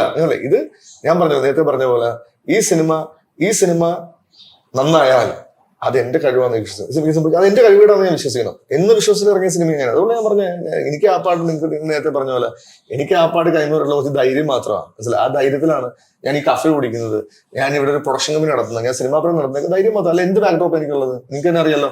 ഞാൻ സിനിമയിൽ ഈ പറഞ്ഞ പോലെ ചെറിയ റോളുകൾ തന്നു. ഒരു സിനിമാ പ്രാന്ത് നിങ്ങളെപ്പോൾ 2009 സിനിമ പ്രാന്ത് പേജ് തുടങ്ങി. അവിടെ ഞാൻ ഇപ്പൊ സ്റ്റേറ്റ് അവാർഡ് പോലും വാങ്ങിച്ചിട്ട് വീട്ടിൽ കൊണ്ട് വെച്ചിരിക്കുന്നത് എന്റെ ധൈര്യം കൊണ്ട് മാത്രമാണ്. പിന്നെ പടച്ചോന്റെ കുതിർത്തും. മനസ്സിലായില്ലേ? അത് വേറൊന്നുമല്ല. അപ്പൊ അതിനകത്ത് ഒരുപാട് അടികൾ വരും, ചവിട്ടിത്താത്തുകൾ വരും, കളിയാക്കലുകൾ വരും, മനസ്സിലായി, ഇൻസൾട്ടുകൾ വരും. അപ്പൊ നേരത്തെ ജേട്ടൻ പറഞ്ഞ ഇൻസൾട്ട് ആണ് ലോകത്തെ ഏറ്റവും വലിയ പവർ എന്ന് പറയുന്നത്. അതായിരിക്കും ഈ സിനിമ ഇതാണ്. ഇതിനു മുമ്പ് എന്തൊക്കെ സംഭവിച്ചാലും ഈ സിനിമയുടെ ഫെയ്ത്ത്, ഇതാണ് ഈ സിനിമ. അപ്പൊ നാളെ അറിയാം, നാളെ പടം റിലീസാവാണ്. നാളെ ഈ സിനിമയുടെ എന്താണെന്ന് ഇപ്പൊ നമ്മൾ പ്രിവ്യൂ ഒരിക്കലും ഞാൻ എക്സൈറ്റ് സിനിമാക്കാരാണ്, അല്ലെങ്കിൽ എന്നെ അറിയാവുന്ന ആൾക്കാരാണ്, എനിക്ക് നല്ലത് സംഭവിക്കണമെന്ന് ആഗ്രഹിക്കുന്ന ആൾക്കാരാണ് ആ സിനിമ. അവരൊന്നും ഒരിക്കലും ഇല്ല. ഞാൻ നാളത്തെ 11 മണിക്ക് ഷോയ്ക്ക് വെയിറ്റ് ചെയ്യുക. അത് അവിടെ എന്താണ് ഈ റിസൾട്ട് ഉണ്ടെന്ന്, ആ റിസൾട്ട് ആയിരിക്കും അൾട്ടിമേറ്റ് റിസൾട്ട്. എനിക്കറിയാം, ഞാൻ വേണ്ടി വെയിറ്റ് ചെയ്യുന്നു. ഈ സിനിമയ്ക്ക് വേണ്ടി ഒത്തിരി കഷ്ടപ്പെട്ടു. എന്ന സിനിമയിൽ ഒത്തിരി കഷ്ടപ്പെട്ടു. പല ആളുകൾക്ക് അഡ്വാൻസ് കൊടുത്തു. ആ പൈസ പോലും തിരിച്ചു കിട്ടിയിട്ടില്ല. എന്റെ അറിവ്. ഞാൻ അതിലേക്കും കൂടെ ഒന്ന് വരുവാണ്. എന്തായാലും സാഹചര്യം കിട്ടുമ്പോൾ ഇതില് വേറെ ആള് ഷൈൻ നികത്തിനായിട്ട് അദ്ദേഹത്തിന് അഡ്വാൻസ് കൊടുത്തു. ആ പൈസ തിരിച്ചു കിട്ടിയോ? അല്ല, അങ്ങനല്ല. ആ പൈസ തിരിച്ചു കിട്ടിയോ? അങ്ങനല്ല. ഞാൻ പറഞ്ഞില്ലേ, ഇതിന്റെ സംഭവം എന്ന് പറഞ്ഞാല് ഷെയ്ൻ വളരെ ബ്യൂട്ടിഫുൾ ആയിട്ടുള്ള ആക്ടറാണ്. ഞാൻ ഇപ്പൊ കാൽപ്പോയെ പോലെ തന്നെ ഞാൻ ഇഷ്ടപ്പെടുന്ന, അല്ലെങ്കിൽ ആസ് എ പേഴ്സൺ എനിക്ക് ഭയങ്കര ഇഷ്ടമുള്ളതാണ് ഷെയ്ന്റെ എല്ലാ തോട്ട് പ്രോസസും. എനിക്ക് ഭയങ്കര, നിങ്ങളിപ്പോ പുറത്ത് കാണുന്ന ഇൻസ്റ്റാഗ്രാമിലോ ഫേസ്ബുക്കിലോ അല്ലെങ്കിൽ കാണുന്ന ഇന്റർവ്യൂസിൽ വിലയിരുത്തേണ്ട ഒരു നടനോ ഒരു ഒരു ഒരു ഡയറക്ടർ ഒന്നും അല്ല ഷെയ്ൻ. അത് ബ്യൂട്ടിഫുൾ ആയിട്ടുള്ള ഈ പ്രായത്തിൽ അയാളുടെ ഇരിപ്പിടം മലയാളത്തിൽ ഉണ്ടാക്കിയ ആക്ടർ തന്നെയാണ് ഷെയ്ൻ. മനസ്സിലായില്ലേ? ഇത് സംഭവിച്ചിരിക്കുന്നത് ഷെയ്നിന്റെ ഭാഗത്തുനിന്നുണ്ടായ ഇഷ്യൂ, എന്റെ ഭാഗത്തുനിന്ന് ഇഷ്യൂ ഒന്നുമല്ല. ഈ സിനിമ നടക്കേണ്ട സമയത്ത് നടന്നില്ല. മനസ്സിലായി? നമ്മൾ ഈ പടം അനൗൺസ് ചെയ്തു ഇപ്പം 2000 കൊറോണയ്ക്ക് മുമ്പ് അനൗൺസ് ചെയ്ത് തുടങ്ങാൻ പ്ലാൻ ചെയ്ത സമയത്ത് പ്രൊഡ്യൂസേഴ്സിന് ഇഷ്യൂ വരുന്നു. ആ ഇഷ്യൂവിൽ പെട്ട് പടം എനിക്ക് എന്റെ ടൈറ്റിൽ പോലും രജിസ്റ്റർ ചെയ്തതിന്റെ പ്രൊഡ്യൂസേഴ്സിന് അവരൊരു സോങ് ഒക്കെ റെക്കോർഡ് ചെയ്തായിരുന്നു. അതെ, ഇഷ്യൂ ആണ്. ആ ഇഷ്യൂ സോർട്ട് ചെയ്യണം, അല്ല രക്ഷയില്ല. അത്രയും വലിയ ഇഷ്യൂ ആണ് വന്ന് നിൽക്കുന്നത്. 2-3 പടങ്ങൾ ബ്ലോക്കായി നിൽക്കുന്നു. അതിനിടയ്ക്ക് എന്റെ പടം ഇറക്കാൻ പറ്റും. 2-3 സിനിമകൾ നിൽക്കുവാണ്, 3 പ്രൊഡ്യൂസേഴ്സ് നിൽക്കുവാണ്. അവരുടെ ഇടയ്ക്ക് അസോസിയേഷന്റെ കറക്റ്റ് തീരുമാനം ഒന്നും ചെയ്യാൻ പറ്റില്ല. ഞാൻ സ്റ്റക്കായി. അപ്പം എനിക്ക് ഇൻവെസ്റ്റേഴ്സ് ഉണ്ട്. ഞാനാണ് സിനിമ പ്രാന്ത പ്രൊഡക്ഷൻസിൽ പടം ചെയ്യാൻ നിന്നത്. നടപടിയാകുന്നില്ല. ഞങ്ങൾ അതിന്റെ പുറകെ നിങ്ങളും ഉണ്ട് എന്റെ കൂടെ. നമ്മളെല്ലാവരും കൂടെ ഷെയ്നും ഉമ്മയും എല്ലാവരും പല ട്രൈ ചെയ്ത് അവരുടെ അവസാനം അതിന്റെ പര്യവസാനം ഇങ്ങനെ ആവുന്നു. വീണ്ടും തുടങ്ങാൻ ശ്രമിക്കുന്നു. അപ്പോൾ എന്ത് പറ്റുന്നത്? ക്യാമറമാൻ ആക്സിഡന്റ് ആവുന്നു. ഞങ്ങളുടെ ക്യാമറമാൻ. അവിടുന്ന് നമ്മൾ പിന്നെയും ബ്ലോക്ക് ആവുന്നു. അതിനുശേഷം വീണ്ടും സ്റ്റാർട്ട് ചെയ്യുന്നു. അപ്പൊ കൊറോണ വരും. കൊറോണ വന്ന ശേഷം ഇത്രയും ഗ്യാപ്പ് ആകുമ്പോൾ തന്നെ ഇതിനകത്ത് കുറെ അഭിപ്രായങ്ങൾ വരും പല സ്ഥലത്തു നിന്ന്. പല ആളുകളും പലതും പറയുമായിരിക്കും. മനസ്സിലായില്ലേ? അപ്പം ആ അഭിപ്രായങ്ങൾ അഡ്ജസ്റ്റ് ചെയ്യുന്ന ആൾക്കാരുണ്ടാവും. പക്ഷെ എനിക്ക് അങ്ങനെ പറ്റില്ല. കാരണം എന്റെ ഇതിന് മുമ്പത്തെ 2 സിനിമകളിൽ എനിക്ക് അങ്ങനെ കുറെ അഡ്ജസ്റ്റ് ചെയ്യേണ്ടി വന്നിട്ടുണ്ട്. ആസ് എ ഒരു പുതിയ സിനിമ ചെയ്യുന്ന ആളായിട്ടും അത് ഭയങ്കര വലിയ ഇടപെടലെന്ന് ഞാൻ പറയുന്നത്. അതൊക്കെ ഇനി ആ സിനിമ കാണുമ്പോൾ ഞാൻ വിചാരിക്കണം എനിക്ക് അത് അങ്ങനെ വേണ്ടായിരുന്നു. അത് എന്ന് തോന്നും. എനിക്ക് ഈ സിനിമയിൽ ഒരിക്കലും അങ്ങനെ ഒരു കോൾ എന്നിൽ നിന്ന് വരരുത്. അത് എന്റെ തീരുമാനമാണെന്ന് തോന്നണം. മനസ്സിലായില്ലേ? അൾട്ടിമേറ്റ്ലി അതാണ് ഇത്. അതിനകത്ത് വേറെ ഒന്നുമില്ല. പിന്നെ ഈ അഡ്വാൻസിനാരൊക്കെ അതൊക്കെ ഏതാ രണ്ടാമത്തെ കേസ്. പൈസ എന്ന് പറഞ്ഞ ബ്രോ അത് നമുക്ക് കിട്ടും. മനസ്സിലായില്ലേ? അതൊക്കെ കിട്ടിയിട്ടില്ല. അങ്ങനെയല്ല, അതൊക്കെ അങ്ങനെ കിട്ടിയിട്ടില്ല. അത് പറയുന്നത് എന്താ പറയുക, പൈസ അഡ്വാൻസ് കൊടുത്ത പൈസ തിരിച്ചു അല്ല, അതിന്റെ ഫുൾ എമൗണ്ട് തിരിച്ചു തന്നില്ല. അത് അവര് ഈ പടത്തിന് വേണ്ടി ഒരു ദിവസം ഒരു പ്രമോ ഷൂട്ടിന് വന്നിട്ടുണ്ടായിരുന്നു. മനസ്സിലായില്ലേ? അപ്പം അതിന്റെ ഫുൾ എമൗണ്ട് തന്നില്ല. അപ്പൊ അതിൽ വക വെച്ചോ? അതിൽ വക വെച്ചില്ല. അത് എന്റെ കയ്യിൽ നിന്ന് പോകും. അത് കുഴപ്പമില്ല. ഇപ്പൊ പൈസ നമ്മൾ എത്ര കാശ് എനിക്കൊന്ന് 10-12 ലക്ഷം രൂപ കൊടുത്തു എന്നാണ് എന്റെ. അതിന്റെ പകുതി കാശോളം തിരിച്ചു തന്നു. ബാക്കി കാശ് ഇതേപോലെ പ്രമോ ഷൂട്ടിനൊക്കെ വന്നോണ്ട് പോയി. അത് നമ്മളങ്ങ് കൊടുത്തുന്നല്ല. അത് ലിറ്ററലി നമ്മളല്ലേ ബ്രോ, കാശ് എന്ന് പറഞ്ഞ അൾട്ടിമേറ്റ്ലി സാധ്യത ഇതുമായിട്ട് പരാതിയായിട്ടൊന്നും പോയിട്ടില്ല. ഇല്ല ബ്രോ, അസോസിയേഷൻ അങ്ങനെ പരാതി ഒന്നും പോയിട്ടില്ല. അല്ല, ഞാൻ നേരത്തെ പറഞ്ഞല്ലോ, നമുക്ക് ഒരിക്കലും അങ്ങനെ ഒരു കാശ് എന്ന് പറയുന്നത് ഞാൻ ഇപ്പോഴും സെക്കൻഡറി ആയിട്ട് കണ്ടിട്ടുള്ള ലൈഫിൽ ഇന്ന് വരെ. മനസ്സിലായി? ഇന്ന് വരെ ഞാൻ ഭയങ്കര സിനിമാ ഭ്രാന്ത് കോടികൾ ഉണ്ടാക്കിയൊന്നുമില്ല. മനസ്സിലായില്ലേ? എന്റെ വാപ്പ റിച്ചായിരുന്നു. അത് കാരണം എന്താ ഞാൻ തമാശക്ക് പറഞ്ഞ അങ്ങനല്ല. എനിക്ക് നല്ലൊരു എഹിയ എന്നൊരാളുണ്ട് എന്റെ പേരിന്. ഇപ്പൊ അങ്ങനത്തെ ഒരാളുണ്ട്, ഉണ്ടായിരുന്നു. അത് കാരണം എനിക്ക് കുറച്ച് ഡിഗ്നിറ്റി ലൈഫിലുണ്ട്. ഞാൻ ഫോളോ ചെയ്യുന്ന കുറച്ച് ഡിഗ്നിറ്റി ഉണ്ട്. അതിന് ഇപ്പം ആ പൈസ എനിക്ക് പഠിച്ചോ ഞാൻ ഉണ്ടാക്കുമായിരിക്കും. എനിക്ക് സമയമുണ്ടല്ലോ, ആരോഗ്യം ഉണ്ടല്ലോ, ആരോഗ്യം മാത്രം നിന്നാൽ മതി, ആ പൈസ ഉണ്ടാക്കുമായിരിക്കും. പക്ഷെ അതിന്റെ പേരിൽ ഇനി ഒരു പരാതിക്കോ എന്റെ പുറകെ ഓടാനോ ഒന്നും അതിനുള്ള സമയവും ഇല്ല. പിന്നെ എനിക്ക് അത്ര ഇഷ്ടമാണ് അവരെയൊക്കെ as A person, as A family എന്ന് പറഞ്ഞാൽ എനിക്ക് അവർ ഭയങ്കര ഇഷ്ടമാണ്. അതിനൊരു വാക്കായിട്ട് പോകാനൊന്നും ഞാൻ താല്പര്യപ്പെടുന്നില്ല. അത്രേ ഉള്ളൂ. അത് ഞാൻ നല്ലവനാവുകയോ ഇല്ലെങ്കിൽ മറ്റേ ഒന്നുമല്ല. മനസ്സിലല്ലേ? റിയാലിറ്റി അതാണ്. അല്ല, സാജിദയോട് അങ്ങനെ ചെയ്യുമെന്ന് സാജിദയെ എന്തെങ്കിലും വിചാരിച്ചിരുന്നു? ഞാൻ പറഞ്ഞില്ലേ, അല്ല, സാജിദയ്യ ആ ഒരു പ്രശ്നങ്ങൾ നടക്കുന്ന സമയത്ത് ഇടവും വലവും നിന്ന ആളാണ്. എനിക്ക് പേഴ്സണലി അറിയാവുന്നുണ്ട്. ഇടവും വലവും നിന്നാണ് ആ വലിയ ഇഷ്യൂ നടക്കുമ്പോൾ. അല്ല, സാജിദയോട് അങ്ങനെ ആ നടൻ ചെയ്യുമെന്ന് സാജിദ എന്തെങ്കിലും വിചാരിച്ചു? ബ്രോ, ഞാൻ ഒരിക്കലും ഷെയ്ന്റെ കൂടെ നിന്നത് എന്റെ കൽബിൽ അഭിനയിച്ചത് കൊണ്ടോ അഭിനയിക്കാൻ അതുകൊണ്ടല്ലായിരുന്നു ഞാൻ പറഞ്ഞത്. അതുകൊണ്ടോ ഇല്ലെങ്കിൽ ഒന്നുമല്ല. ആ സമയത്ത് എനിക്കത് തോന്നിയത്. എനിക്ക് അന്ന് അവൻ്റെ കൂടെ നിൽക്കണമെന്ന് തോന്നി. കാരണം എനിക്ക് വളരെ എവിഡന്റ് ആയിട്ട് അവൻ്റെ കൂടെ നിൽക്കണമെന്ന് തോന്നി. As an actor, as A human being. ഇല്ല, അതിനൊക്കെ അപ്പുറം ഞാൻ ഇഷ്ടപ്പെടുന്ന കുറെ കാര്യങ്ങളുണ്ട്. ഒരു വളരെ അവരുടെ എല്ലാവരും നല്ല ആൾക്കാരാണ് അവരൊക്കെ. അപ്പം അവരോട് നിൽക്കുന്നത് എനിക്ക് തോന്നി. അപ്പം അത് ഞാൻ പിന്നെയും പറഞ്ഞല്ലോ, ഈ സിനിമ വിട്ടുപോയത് ഞങ്ങൾ തമ്മിൽ ഭയങ്കരമായിട്ടുള്ള ഫൈറ്റ് ചെയ്തിട്ടോ ഒന്നുമല്ല. മനസ്സിലായില്ലേ? ഒരു പോയിന്റിൽ ഞാൻ പറഞ്ഞില്ലേ, ആർക്കെങ്കിലും കൊണ്ട് ഗുണമുണ്ടാണ്ടേ. ഒന്നെങ്കിൽ ഈ സിനിമ ചെയ്യണ്ട, ഇല്ലെങ്കിൽ ഈ സിനിമ ചെയ്യണം എന്നൊരു ധാരണ ഞാൻ എടുക്കേണ്ട ഒരു തീരുമാനം എനിക്ക് മനസ്സിലായി. കാര്യം 4 വർഷത്തോളം ഇല്ല 5 വർഷത്തോളം ഞാൻ ഓടുന്നു. മനസ്സിലായി? ഈ 5 വർഷം എന്ന് പറയുന്നത് എന്നെ സംബന്ധിച്ചോളം എന്റെ കരിയറിലെ എന്റെ 5 വർഷമാണ്. മനസ്സിലായില്ലേ? 5 years എന്ന് പറയുന്നത് ഒരു വലിയ ബ്രേക്ക് ആണ്. മനസ്സിലായില്ലേ? അവിടെ അത് എനിക്ക് ചെയ്യാൻ പറ്റാത്തതുകൊണ്ടല്ല. ഇപ്പൊ ഫോർ എക്സാമ്പിൾ, എനിക്ക് വേണമെങ്കിൽ ഞാൻ ആ സമയത്ത് ചെയ്ത സിനിമയാണ് പല്ലുട്ടി. എനിക്ക് എങ്ങനെ പടം ഡയറക്ട് ചെയ്യാം. മനസ്സിലായില്ലേ? ഈസിലി എനിക്ക് പടം ഡയറക്ട് ചെയ്യാം. അപ്പം അതിനപ്പുറം ഞാൻ നേരത്തെ ഞാൻ പറഞ്ഞ പോലെ അങ്ങനെ ഒരു ഫെയിം ഉണ്ടാക്കുകയോ അല്ലെങ്കിൽ ഭയങ്കര വലിയ സംഭവം ഒന്നുമല്ല. മനസ്സിലായി? ഒന്നുമല്ല. ഇത് ലിറ്ററലി ലിറ്ററലി ഇതൊരു ഞാൻ നേരത്തെ പറഞ്ഞ നമ്മൾ ഒരിക്കലും അങ്ങനെ ഫൈറ്റ് ചെയ്ത് പോകുക ഞങ്ങൾ ഒടക്കുകയാണ് വളരെ ഈസിലി നമ്മൾ ബൈ പറഞ്ഞു കഴിഞ്ഞാണ്. മനസ്സിലായില്ലേ? നിങ്ങൾ കണ്ടാൽ ഇപ്പോൾ സംസാരിക്കാറുണ്ടോ? പിന്നെ ഞാൻ ട്രയൽ ടീച്ചറിന്റെ അയച്ചു, സൈക്കോ നന്നായിട്ടുണ്ടെന്ന് പറഞ്ഞ മെസ്സേജ് അയച്ചു. അതൊക്കെ വളരെ ഇതാണ്. ഞാൻ പറഞ്ഞു ഇത് ഒരിക്കലും ഷെയ്നോ അവരുടെ വീട്ടുകാരോ ഒന്നുമല്ല. ഇതിന്റെ ഇടക്ക് ഞാൻ പറഞ്ഞില്ല, ഒരു ആവശ്യമില്ലാത്ത കുറെ ആളുകൾ എല്ലാ ഒരാൾക്കാർ വരും. ഇവർക്ക് അവർക്ക് അതുകൊണ്ട് ബെനിഫിറ്റ് സ്വപ്നം ഉണ്ടായിരിക്കും. ഞാൻ ആ ബെനിഫിറ്റ് ഇത് കണ്ടിട്ടില്ല, ആ ബെനിഫിറ്റ് ഞാൻ ഉപയോഗിക്കാൻ ശ്രമിച്ചിട്ടില്ല, ആ ബെനിഫിറ്റ് ഞാൻ യൂട്ടിലൈസ് നോക്കിയിട്ടില്ല. പിന്നെ എനിക്ക് ഇതുകൊണ്ട് എനിക്ക് കരിയർ വൈസോ ഇമോഷൻ വൈസോ എനിക്ക് നഷ്ടമില്ല. ഞാൻ ഹാപ്പിയാണ്, എല്ലാവരും ഹാപ്പിയാണ്. ഫിനാൻഷ്യൽ വൈസ് എനിക്ക് ബാലൻസ് നാളെ ഞാൻ ഉണ്ടാക്കാൻ പറ്റുന്ന കാശ് എനിക്ക് പോയിട്ടുള്ളൂ, അത് ഞാൻ ഉണ്ടാക്കും. എന്നെ സപ്പോർട്ട് ചെയ്യാൻ 100,000 ആൾക്കാർ ഇപ്പുറം നിൽപ്പുണ്ട് ആ സൈഡിൽ എന്നെ വിശ്വസിച്ച് എനിക്കൊരു കൈ തരാൻ. മനസ്സിലായില്ല? ഇപ്പൊ വിജയ് ബാബു തന്ന പോലെ, നിതിൻ വന്ന പോലെ, ഷമീർ എന്ന് പറഞ്ഞ എന്റെ പാർട്ണറാണ്, ഷമീർ ദുബായിലുള്ള, അങ്ങനെ ഓരോ കൈകൾ എനിക്ക് ഇപ്പുറത്തുണ്ട്. ഇപ്പൊ ഒരു കൈ എന്റെ അവിടെ നിന്ന് വിട്ടുപോയാൽ എനിക്ക് 10 കൈ ഇവിടെ നിൽക്കുക. പിന്നെ ഞാൻ അതിനകത്ത് വിഷമിക്കുന്നത് അപ്പോട്ടെ. അല്ല, ഞാനിത് ചോദിച്ചതിന് സാഹചര്യത്തിന് അതിനുശേഷം നമ്മൾ പല പ്രാവശ്യം കാര്യങ്ങൾ ചർച്ച ചെയ്തതാണ്. അപ്പൊ ഈ സമയത്തെങ്കിലും ചോദിച്ചാലും സാഹചര്യം വീട് പറയുള്ളൂ. ഇവിടെ നിന്ന് എഴുന്നേറ്റ് പോകില്ല. മറ്റേ രഹസ്യപ്പെട്ട് പോകുന്ന പോലെ അല്ല. ഇവിടെ നിന്ന് ഏത് പ്രഷർ അറിയണം എന്ന് എനിക്ക് ആഗ്രഹമുണ്ട്. ഞാനും അതുപോലെ സാഹചര്യം കൂടെ ഈ സിനിമയ്ക്ക് വേണ്ടി ഒത്തിരി കഷ്ടപ്പെട്ട ഒരാളാണ്. എത്രയോ ദിവസം ഉറക്കം കഴിഞ്ഞ് രാത്രി വരെ നമ്മൾ പാട്ട് മ്യൂസിക് കമ്പോസ് ചെയ്യുന്നു, പാടുന്നു, വീണ്ടും സ്റ്റുഡിയോ പോയി പാടുന്നു, തിരിച്ചു വരുന്നു, കേൾക്കുന്നു, പോയി പാടുന്നു. എത്രയോ ദിവസങ്ങൾ, എത്രയോ രാത്രി നമ്മൾ അല്ലെ, ഒരു ന്യൂ ഇയർ വരെ നമ്മൾ ഇരുന്ന് ഇതിനു വേണ്ടി മാത്രം ചെലവഴിച്ചത്. അപ്പൊ അതുകൊണ്ടാണ് നിങ്ങൾ രണ്ടും കൂടെ അറിയാൻ വേണ്ടി തന്നെയാണ് ഈ കാര്യം ചോദിച്ചത്. അത്രയും കഷ്ടപ്പെട്ടു സാധ്യത കൊണ്ടുവന്നു. സമയത്തിനെല്ലാം നടക്കുന്നു. എനിക്ക് അതെ, ഇതിന്റെ റൈറ്റ് ടൈം ഇതാണ്. ഇതിനകത്ത് കാൽപോയും ഇതിനകത്ത് നായികയും ഇവർ രണ്ടുപേരും ഇവരാണ് വരാൻ നിശ്ചയിച്ചിരുന്നത്. അവിടെ വിജയ് ബാബു പോലത്തെ നിശ്ചയം മാറില്ല. മുണ്ടും മടക്കി ഷാജി ബാബു നിൽക്കണമായിരുന്നു. മനസ്സിലായില്ലേ? അത് എല്ലാം സംഭവിക്കുന്ന സമയം സംഭവിച്ചു. മനസ്സിലായി? എല്ലാം നല്ല സംഭവിച്ചിട്ടുള്ളൂ. ഈ സിനിമ ഡ്രോപ്പ് ആയി പോയില്ല, ഈ സിനിമ ഇല്ലാണ്ടായി പോയില്ല. ഞാൻ അത് വിചാരിച്ച് ഞാൻ താടിയും വളർത്തി മറ്റേ ഇങ്ങനെ നിന്നില്ല. മനസ്സിലായില്ലേ? തോന്നുന്നില്ലേ? ഞാൻ വിചാരിച്ച പാട്ടുകൾ ഇറങ്ങി, നിങ്ങൾ കണ്ടു, ഹൈദരാബാദ് വരെ കരഞ്ഞു എന്ന് പറയുന്നു. അപ്പൊ കിട്ടുമ്പം ഒരു സന്തോഷം. മനസ്സിലായില്ലേ? അതാണ് നിങ്ങൾ കട്ടി മനുഷ്യനല്ല, ഞാൻ കണ്ടല്ല ഏറ്റവും സോഫ്റ്റ് മനുഷ്യൻ നിങ്ങളാണ്. പക്ഷെ ഓൺലൈനിൽ മൊത്തം നിങ്ങൾ ഭയങ്കര കട്ടി മനുഷ്യൻ. പക്ഷെ നിങ്ങൾ അത്രയും സാധു മനുഷ്യൻ ഞാൻ കണ്ടിട്ടില്ല. ഞാൻ വെറുതെ ബൂസ്റ്റപ്പിന് പറയുന്നതല്ല, ഞാൻ വളരെ പല പ്രാവശ്യം പറഞ്ഞിട്ടുണ്ട്. അപ്പം അല്ല, നമ്മൾ ഇങ്ങനത്തെ ചോദ്യങ്ങൾ ചോദിക്കുന്നതുകൊണ്ടാണ് നമ്മൾ കട്ടിയാവുന്നത്. സാധ്യത ഇത്ര ദിവസം ഇന്റർവ്യൂ എടുത്തിട്ട് ഇങ്ങനത്തെ ചോദ്യം ആരും ചോദിച്ചു. കാരണം എനിക്കിത് കിട്ടേണ്ടത് കിട്ടണമല്ലോ.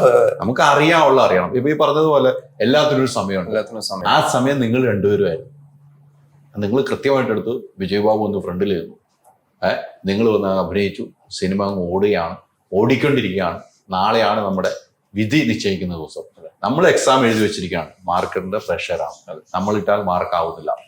നിങ്ങൾ ക്ഷണിക്കപ്പെട്ട അതിഥിയായിട്ട് വന്ന സിനിമ. പക്ഷെ ഞാൻ പ്രേക്ഷകൻ എന്ന നിലയിൽ ഞാൻ ഇപ്പോഴും പറയുന്നു, സിനിമ കാണാൻ പറ്റിയ സിനിമ തന്നെയാണ്. അതിന് മാറ്റം. മനോഹരമായ ഒരു പാട്ട് പാടുന്നു. സിനിമത്തെ പാട്ട് തന്നെ പാടല്ലേ? പാട്ട് പാടി. നിന്നെ കണ്ടെന്ന് എന്റുമ്മ പറഞ്ഞെന്ന്, നിലാവ് പോലെന്ന്, നീ നല്ല പെണ്ണെന്ന്. നിന്നെ കണ്ടെന്ന് എന്റുമ്മ പറഞ്ഞെന്ന്, നിലാവ് പോലെന്ന്, നീ നല്ല പെണ്ണെന്ന്. നമ്മളെ നായകനും പാടും. ഒരു വൈഡ് കിക്കായിരുന്നെങ്കിൽ തന്നെ നമ്മളെ വേറെ ഇന്റർവ്യൂലൊക്കെ പാടിയിട്ടുണ്ട്. 2 ഫൈറ്റും ഗംഭീര ഫൈറ്റ്. അത് ഞാൻ പറയാനോന്ന് ഓർത്തിരുന്നാണ്. ഇത് ഇവിടെ പറഞ്ഞപ്പോ സാധ്യത പറഞ്ഞ പോലെ ഗംഭീര ഫൈറ്റ് ആയിരുന്നു. ഗംഭീരമായിട്ട് ചെയ്തിട്ടുണ്ട്. അതിനുവേണ്ടി ശരീരം ഇപ്പൊ ഒന്ന് ശരീരം ക്ഷീണിച്ചെന്ന് തോന്നുന്നു.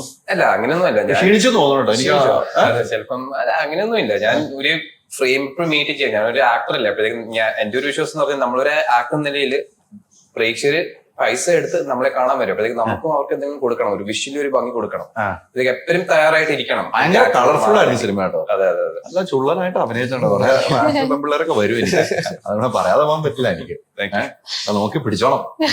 പിടിക്കാം. ഇങ്ങനത്തെ പ്രണയമായി പോലെ ലാസ്റ്റ് ഈ പ്രണയം കൊണ്ടുപോകണം. ഈ പ്രണയം പോലെ അങ്ങാണ്. ഈ പ്രണയം ഹിറ്റ് ആയിട്ടുണ്ടല്ലോ ഈ സിനിമയില്. അതുപോലെ ഹിറ്റ് അടിക്കണം അടുത്ത ജീവിതത്തിൽ വരുന്നത്.